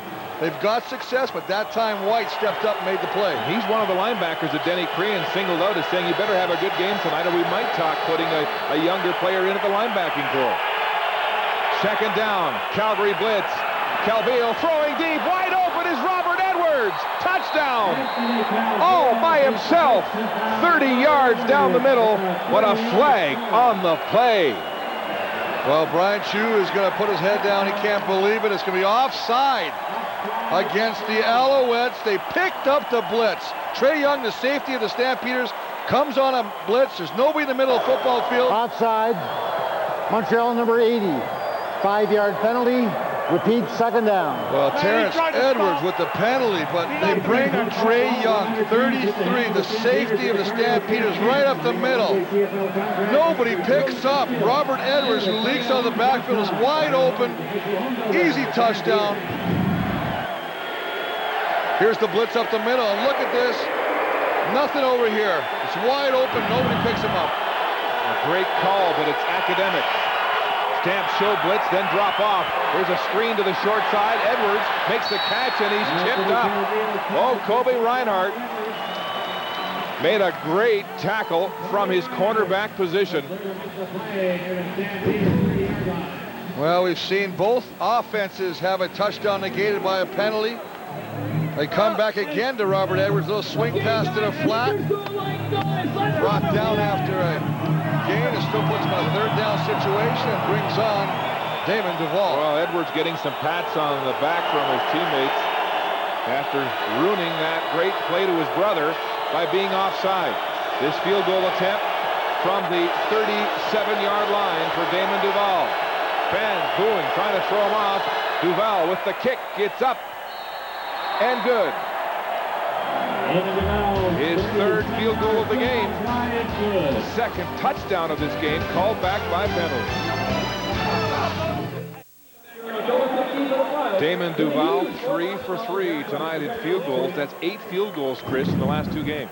And an interesting thing as we take a look, I want you to watch where the laces are. They usually are supposed to be faced the other way. Look where these laces are here. Ben Cahoon, the holder, usually spins the laces facing the goalpost. That time facing the kicker, but no effect on Damon Duvall as he puts it right through. Yes, he's becoming one of the best kickers in the CFL, and this is his second season.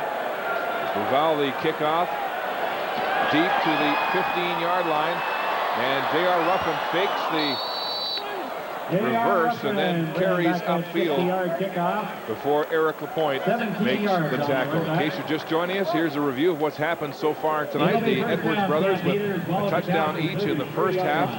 Lewis and Copeland have had 10 catches together. Burris and Cavillo, each one touchdown pass, and each team has had a touchdown called back by a penalty tonight. Those hurt. Both spectacular plays, both ruined by penalties. One a hold, one an offside. First down, Calgary. Handoff, Joffrey Reynolds slugging his way up the middle, twisting and turning, and Ochelano got his arms around him. Romero exchanging words with the offensive line. Jeff Pilon having a conversation with the defender. Well, you know it's going to be a war in the trenches. And they're just trying to keep working against Romero. And that's Robertson, Taylor Robertson, 65, who Romero takes displeasure with the way he was treated. 2nd and 5, and a 6-receiver set as the Stamps spread Montreal. They're bringing the house. Quick shot, complete. Nick Lewis spinning and turning, and he'll have the first down. Ricky Bell made the tackle. Once again, Henry Burris right on target. Well, on target, but also knowing exactly the receiver, Nick Lewis, doing a really nice job of seeing and reading the defensive secondary. As his pre-snap reads, as he lines up at the receiver in the slot back position, he recognizes how wide the corner is and how far inside the halfback is because they're trying to protect the middle of the field on that blitz. Therefore, he just has to run straight down and it's a catch. Nick Lewis, 7 catches for 73 yards tonight. Burris, shovel pass. Marcus Howell at full speed ahead, and a big Calgary touchdown. Oh, that opened up wide right through the interior of the Alouette defense. Well, Marcus Howell used to be a bit of a track star down in Texas, running a little bit of a shovel, just going to go right through the opening right there, and that play works because John Bowman, the defensive end, has to respect the quarterback. Yep. He gets upfield, creates the lane. Great read by Burris to move that end out and beat him inside with the shovel. First down, Stampeders across midfield. 6 receivers again. Burris across the middle. It's complete to Jermaine Copeland. He's gang tackled and pushed back across the 40-yard line. But Burris is seeing what the Alouette defense is trying to do. This time they bring 4, but they just bring a linebacker to make that 4th man rush. And as a result, they're running little slanting patterns because that's Clint Kent there right now. The secondary and linebackers is trying to drop down in a little bit of a zone coverage, and Burris is taking everything underneath, but he's picking up great first down production. Gain of 8 on the play to Copeland, 2nd and 2. 4 running backs in the game now. Pitch out. Reynolds with some big blocks, steps outside, high-stepping his way across the 25-yard line. And another first down. Wes Cates, one of the 4 running backs, in on that play with a nice block for his fellow back. Well, you're going to run a double tight now, and then you're going to have the lead blocks coming out here, and that's exactly what you want to do. You got to seal to the inside, good kick out on the outside, and that allows Reynolds the time to find an opening. Comparison of the two big backs tonight, and they're almost identical in terms of yardage. One touchdown to Robert Edwards. Of course, he had the receiving touchdown called back moments ago. Stampeders threatening, 1st and 10 on the 24 of the Alouettes, and a 6-receiver set again. And a great mix, a timeout called by Ed Filion just before the ball was snapped, as he didn't like the defense that the Alouettes were in. Now that's an interesting thing. When you think about this, you would think a linebacker would make the call. This is the defensive tackle who's lined up over the center, and he says, I don't like what we got, calls a timeout. And you could tell the Calgary receivers were upset because they thought they had something there. Smart play by the veteran, gives Burris a chance to go back and talk with Barrato, the coordinator. He's right in the middle. Now watch as we run this. He's the one that makes the call. He goes down. You see Timothy Strickland up at the top, making it 2 as well, but he can't see Strickland. Remember this, Fillion's not looking at Strickland, he's looking at the quarterback. So that's still a heads-up call by that defensive tackle. Burris has been mixing up the plays on this drive, going from running left and right with the shovel. There's a 6-receiver set. It's spreading that defense of Montreal. It's getting the linebackers out of the box, Chris, and it's getting them away from that area where they can bring the heat on Burris. Well, the field is 65 yards wide. Why not utilize the entire field and spread that defense?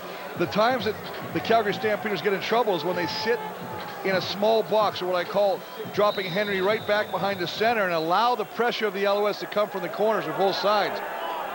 Goulet and Cox have left the field after that timeout.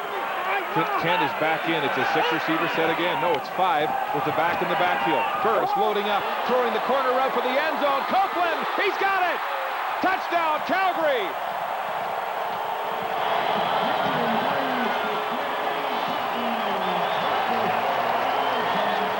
Now he can celebrate. Copeland's had 3 touchdowns called back this year because of penalties. And Tom Higgins said, wait, look for flags before you celebrate. And now he can. Well, this is interesting, too, because as he goes, Clint Kent, the defender, does not play the ball. He plays the receiver. He's claiming that Copeland pushed off. Good protection. He's not playing, but you see right there, a little bit of just keeping the separation with the hands. Not really a push-off. Nice job of Copeland finding the ball. And Clint Kent, hey, listen, the defender just lost it. As a result, it's a touchdown for the Stampeders. Point after is good. Copeland celebrating finally after having 3 touchdowns called back by penalties. Jermaine Copeland beats his old team with his 2nd touchdown catch of the season. 24 yards out. Well, it's a nice thing, and what they're doing, they're just going to bring 4 rushers. Here's the 4 rushers. Now we know they can bring a lot of guys. This time they're just going to bring that front 4, try and get pressure. Good protection by that offensive line. And watch at the end of this throw, because we got to say, freeze right here. Now look what's happening. He's watching the ball. He's watching the receiver. No chance, and a nice job of adjustment by Copeland to come up with that touchdown. 4th scoring drive in a row for Calgary inside that 25. And here's Coburn now. Quickly to the 30, and then stuffed back by the Calgary cover team. Jermaine Copeland, who has been dogged with some drops. Burris saying this week he needs to be himself. He needs to be a leader. When he's out there playing with some swagger, good things happen. And we saw the result there. Prophetic comment from his quarterback. Just a good job of mixing up the pass and the run, Mark. That time almost a wishbone-type offense to Spring Reynolds, and then, of course, the long one, 24 yards to Copeland for the touchdown. Beat the rookie, Clint Kent, looking the wrong way. And the Stamps have pulled to within 2 points. Calvillo now looking to the short side. Into the flats, Robert Edwards makes the catch, twisting and turning, and very close to the 1st down marker at the 40. A gain of about 9. And the Stampeders took away everything in the middle. You see? AC's looking down, nothing in the middle. He comes to his checkoff. His checkoff is the back. That's Robert Edwards, who's on the flat. He's brought down, but not before he picks up 9 yards. You know, the Stampeders last week, 3 touchdowns on 3 occasions inside the red zone. This week, 4 times inside the 25, 2 TDs, 2 field goals. A team that had been struggling with red zone demons coming into the last 2 weeks. The handoff, Robert Edwards deking his way off tackle right.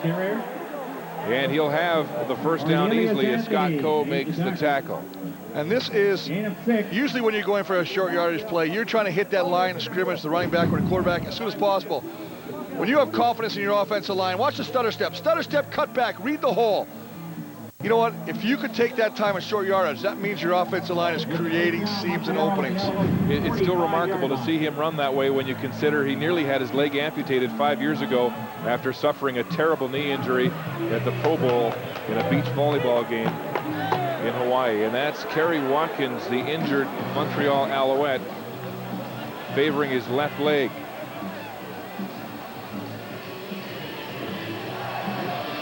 Kerry Watkins, who's responsible for some big plays by that Alouette offense. We'll find out what happens to him when we come back.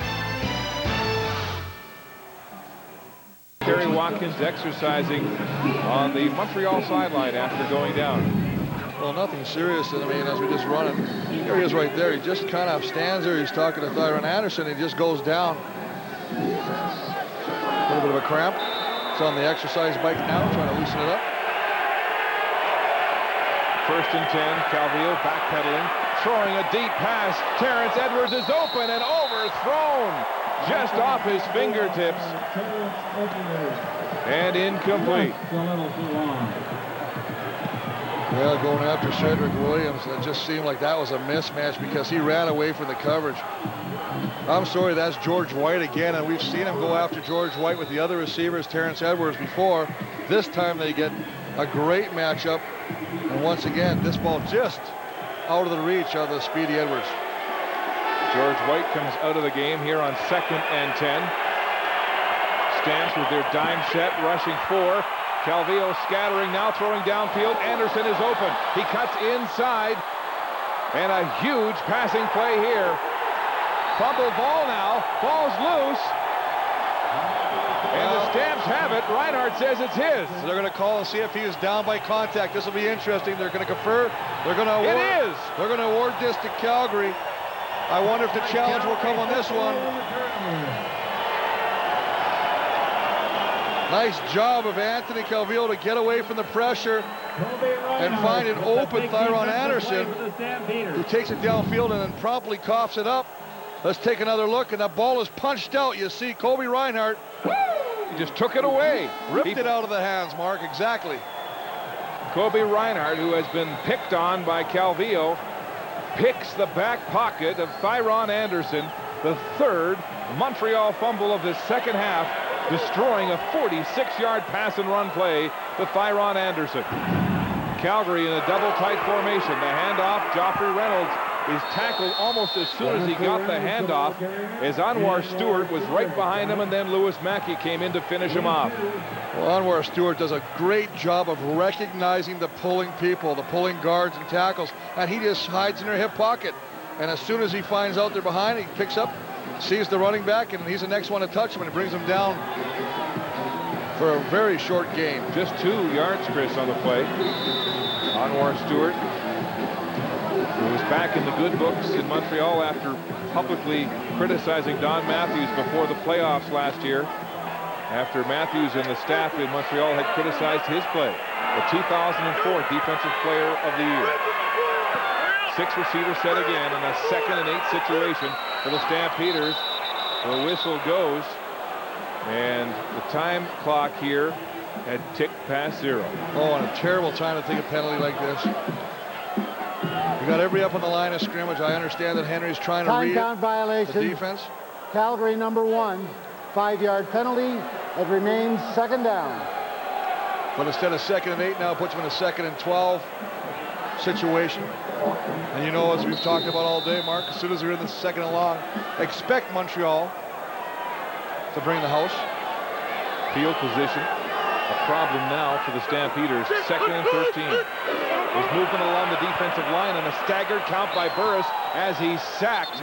Stewart with the sack, but Burris may have drawn the Alouette defense offside with his staggered cadence. I think that's exactly what's happened. Of course, Montreal is going to say that the Stampeder offensive lineman moved, but on this case, I do believe that with that staggered cadence by Henry Burris, might be Lewis McKay, the middle linebacker. Outside, Montreal number 39. Repeat second down. Let's listen.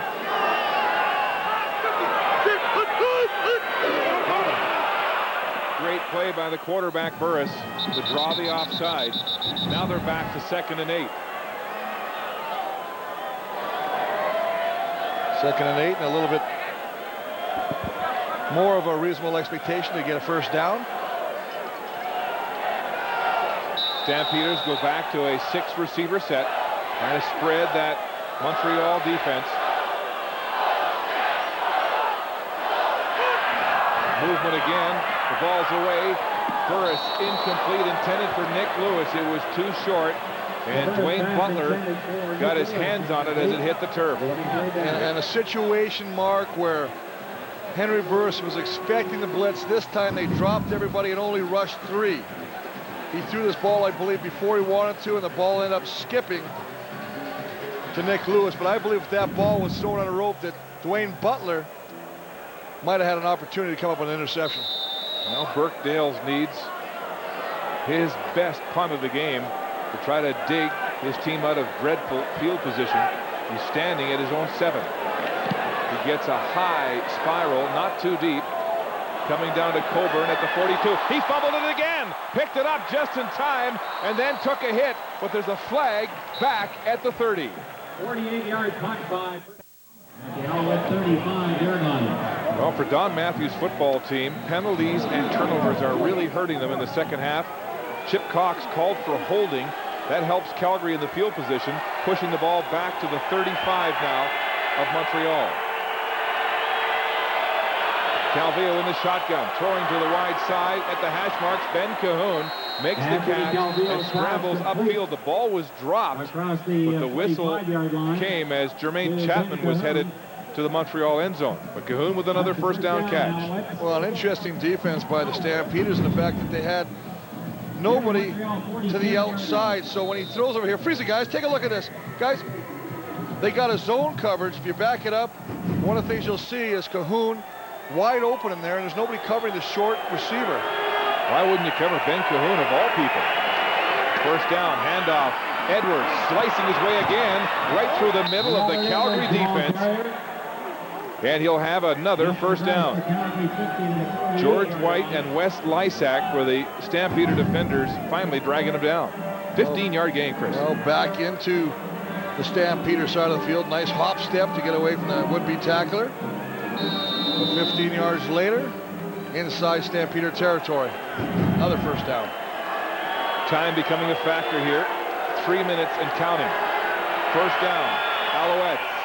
Calvillo throws a quick hook to the short side, and it's complete to Ben Cahoon for a gain of 4 yards, maybe 5. 2:52 on the clock. A 3-minute warning has been given here at McMahon Stadium, with the Alouettes threatening in just a 2-point lead. Ladies and gentlemen, tonight's lucky 50-50. What do you think? Anthony Calvillo having his best passing game of the season. 389 yards and counting. 1 touchdown pass. And a 2nd and 6 situation here. Huge. 4 receivers to the wide side. He looks that way. Throws the look-in pass. It's incomplete. Intended for Ben Cahoon, over his head, and the Stampeders hold. Well, the Stampeders ran man coverage, and they tried to do a little bit of a crossing route with Edwards, Watkins, and Cahoon on the other side. As he comes down there, you see Watkins trying to come underneath. And that ball, they lost sight of it. Ball overthrown anyway. Welcome to McMahon Stadium. Good defensive stand by Denny Crehan's Stampeders. Indeed. And so the Alouettes will punt. Duval at the midfield stripe. A high, deep punt. into the end zone. If they're smart, they'll let it go, and David Allen lets it bounce over his head and out of touch for a single point. That's not what Damon Duval wanted. He wanted to pin the Stampeders deep in their own end. Instead, he gets a single and a 3-point lead now with 2:35 to go in regulation time. A 64-yard punt single for Duval, and you can see Don Matthews not happy that he put it too deep. And on the other sideline, Sandro DeAngelis is warming the legs. He may be called upon here to try to tie this game and force overtime. And he has kicked a 52-yarder already this season. From the 35, first down, Stampeders, 4 receivers wide side. Montreal blitzing again. Burris gets some blocks, throws downfield. Thurman open and overthrown.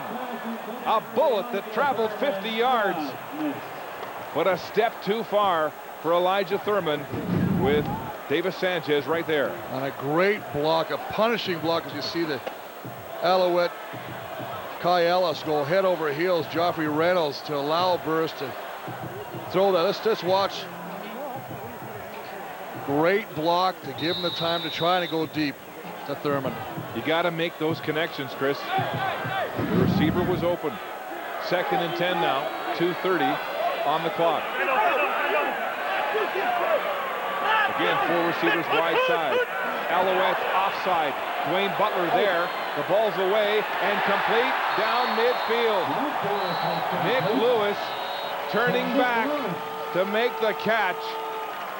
And Burris standing in there with Butler in his face. Well, Butler's outside. Butler continues through, but it's a free play for the offense. Offside. He stands in there. Montreal number 25. Penalties declined. First down. And hooks up with Nick Lewis for a huge gain to put the ball in Montreal territory. They'll decline that penalty. Just at the bottom of your screen.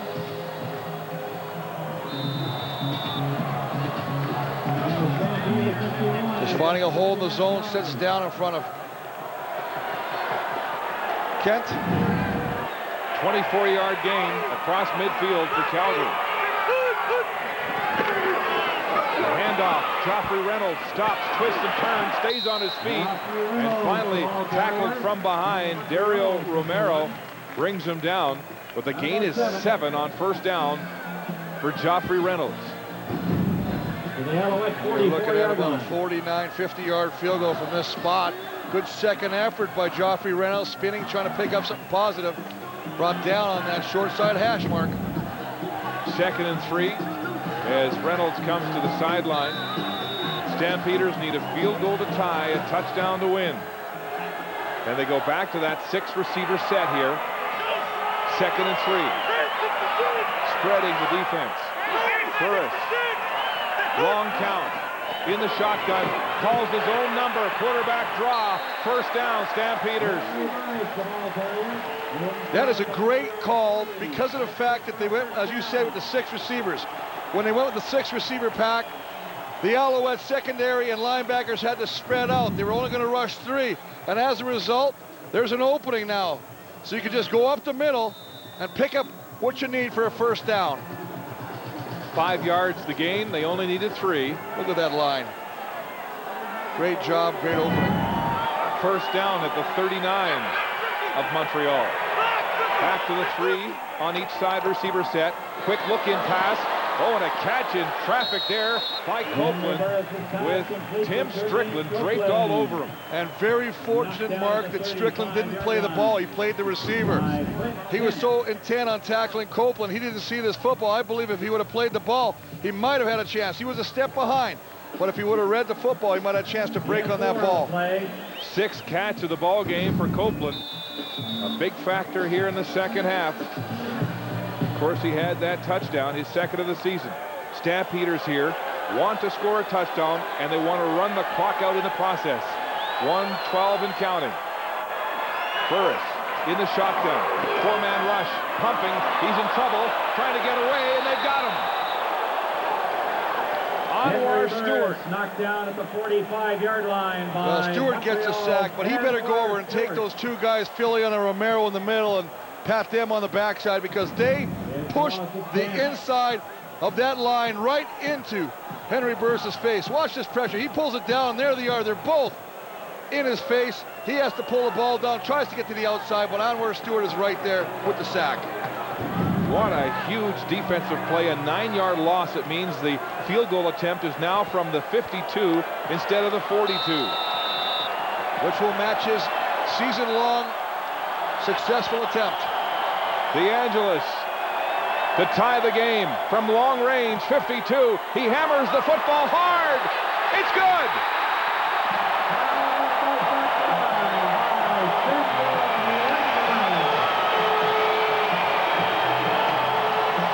And Mark, you know, there was a lot of talk around town that he was comfortable after signing that contract extension to keep him here through 2008.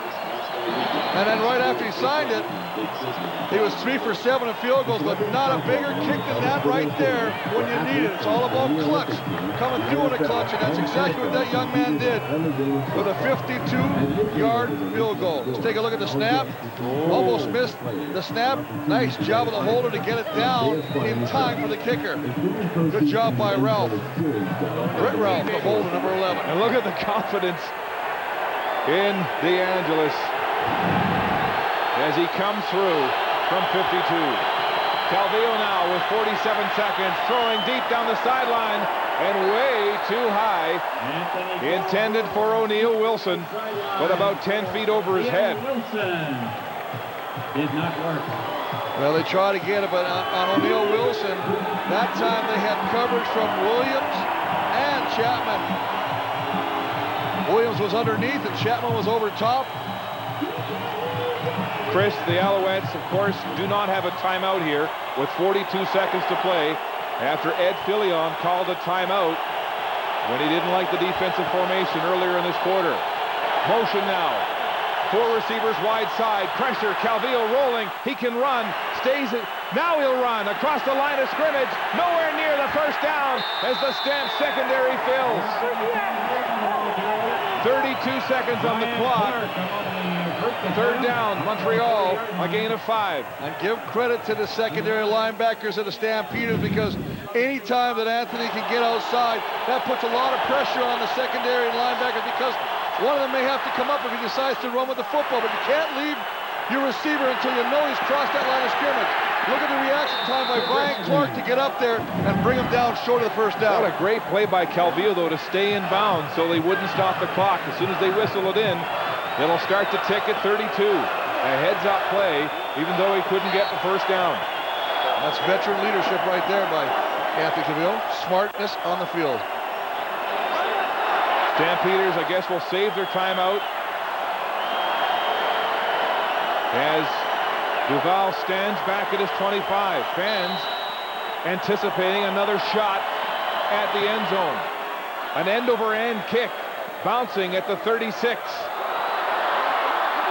David Allen with a straight arm, pushed back by Boulay. Chip Cox, a face mask there, but no flag. Yes, the flag. Now there is a flag. Absolutely. And a bit of a scrap in behind the play as tempers flare. An official goes down, and they get Kai Ellis away. Well, Don Carmichael, the back judge, number 21, the official who threw the flag, saw the face masking call. As initially it looked like David Allen, the returner, was going to lose yardage on this return and put his offense in bad field position.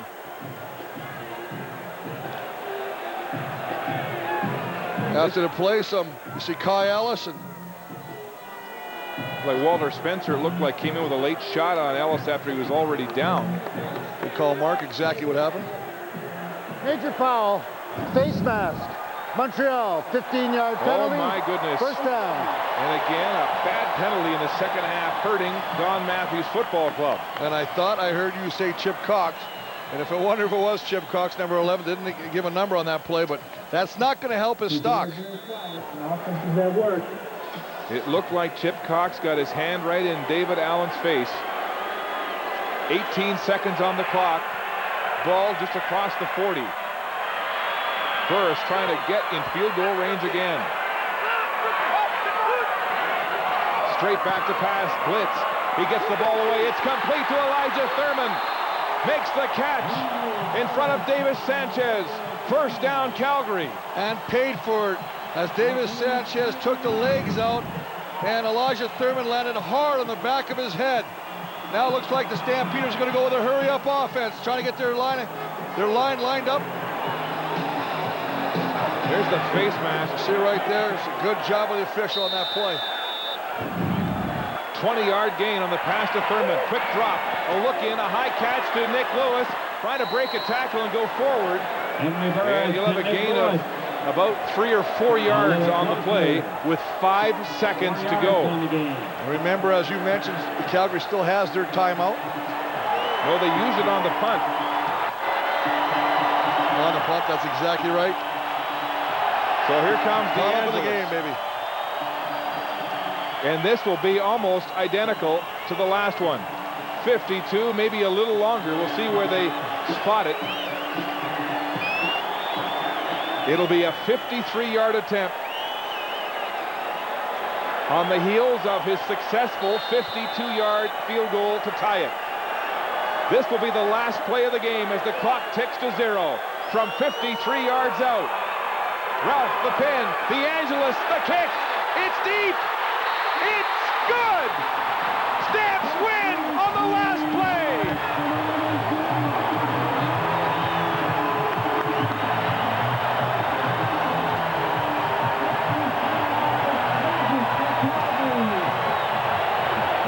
They're standing in McMahon.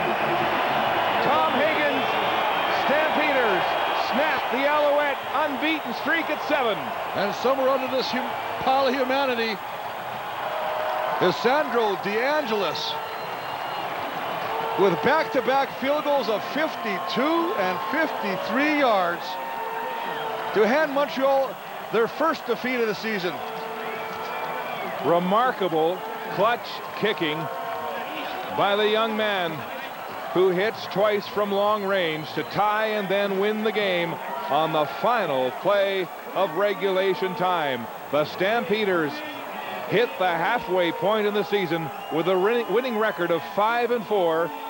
DeAngelis, the man of the hour, as Calgary wins by 3, 27-24. And let's go to the sidelines now, and here's Kahari with the hero of the night. Thanks, guys. You are making a habit of this, my man. How did that one feel? This is what you live for when you're a kicker. You know, you get picked on a lot, you get your underwear ripped, but when I'm sitting in meetings daydreaming, this is what I'm daydreaming about, and I'm just happy that the offense got me in position to make it happen, and just want to say hello to everybody back home. There's a big wedding that I wish I was at, but I love you guys, and I'll see you guys tomorrow. Now, going from last game where you missed a few, your confidence was still there. They counted on you for 2 big 50-yard kicks. It had to feel great. Confidence never wavers. You know, I know that on any given day I can put on a spectacular performance. The only sure thing as a kicker is you're going to miss. You know, we're not superhuman, and we are going to miss sometimes, but glad we got this win, man, and we really needed this one. Thanks a lot. Congratulations on the big win. Thank you very much. Back to you, Mark. DeAngelis missed both kicks last week on this very field and called it the worst day of his career. Today, he's 4 for 4 with the winner from 53, the longest of the season for him, and Calgary wins on the final play. They're still buzzing here at McMahon Stadium in Calgary following the Stampeders' 27-24 win over the Owls. First loss of the season for the Alouettes. It was a last play field goal from DeAngelis that did it for the Stampeders. Warrior of the game? Why not? Henry Burris. He used his legs in this one. He rushed for 53 yards.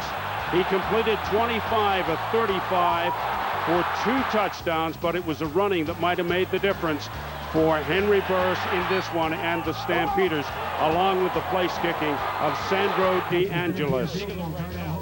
Burris talking to the backup, Danny McManus. It was Burris and the Stampeders winning tonight.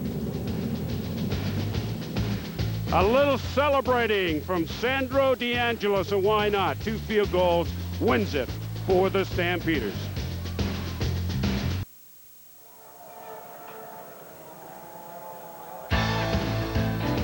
A thrilling 27-24 win for the Stampeders over the Alouettes here at McMahon tonight. Now let's go up to the booth and join Chris and Mark. Fans still lingering here at McMahon. We checked the Rona game notes one last time, starting with Montreal. Well, Montreal offense, we talked about Stala getting his groove back, getting back, being a part of this offense. Hey, he had a catch tonight, but 7 different players with the catch. They all contributed. On defense, we said you had to hassle and hammer Hank for his 2 touchdown passes, sack once, but also hurt him running the football himself. On the other side for Calgary, ride the Reynolds Express. Reynolds 58 yards rushing. Nice job of picking up some blocks. Play action worked as a result. And on defense, make Cavill see the pressure. Hey, season high, 389 yards passing, sacked twice, but really played pretty well. But the night belongs to the kicker, Sandro DeAngelis. Steve? Tomorrow at 2 Eastern, Mark joined Bruce Rennie, Peter Rorash, and Brenda Irving for the men's final. Richard Gasquet against Roger Federer in the Rogers Cup, presented by American Express, live from the Rexall Center at York University.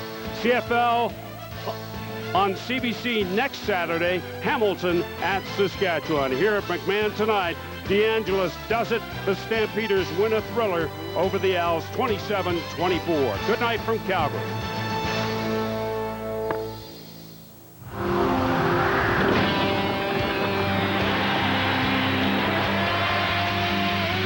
CBC Sports, Canada's Olympic network, home of the champions.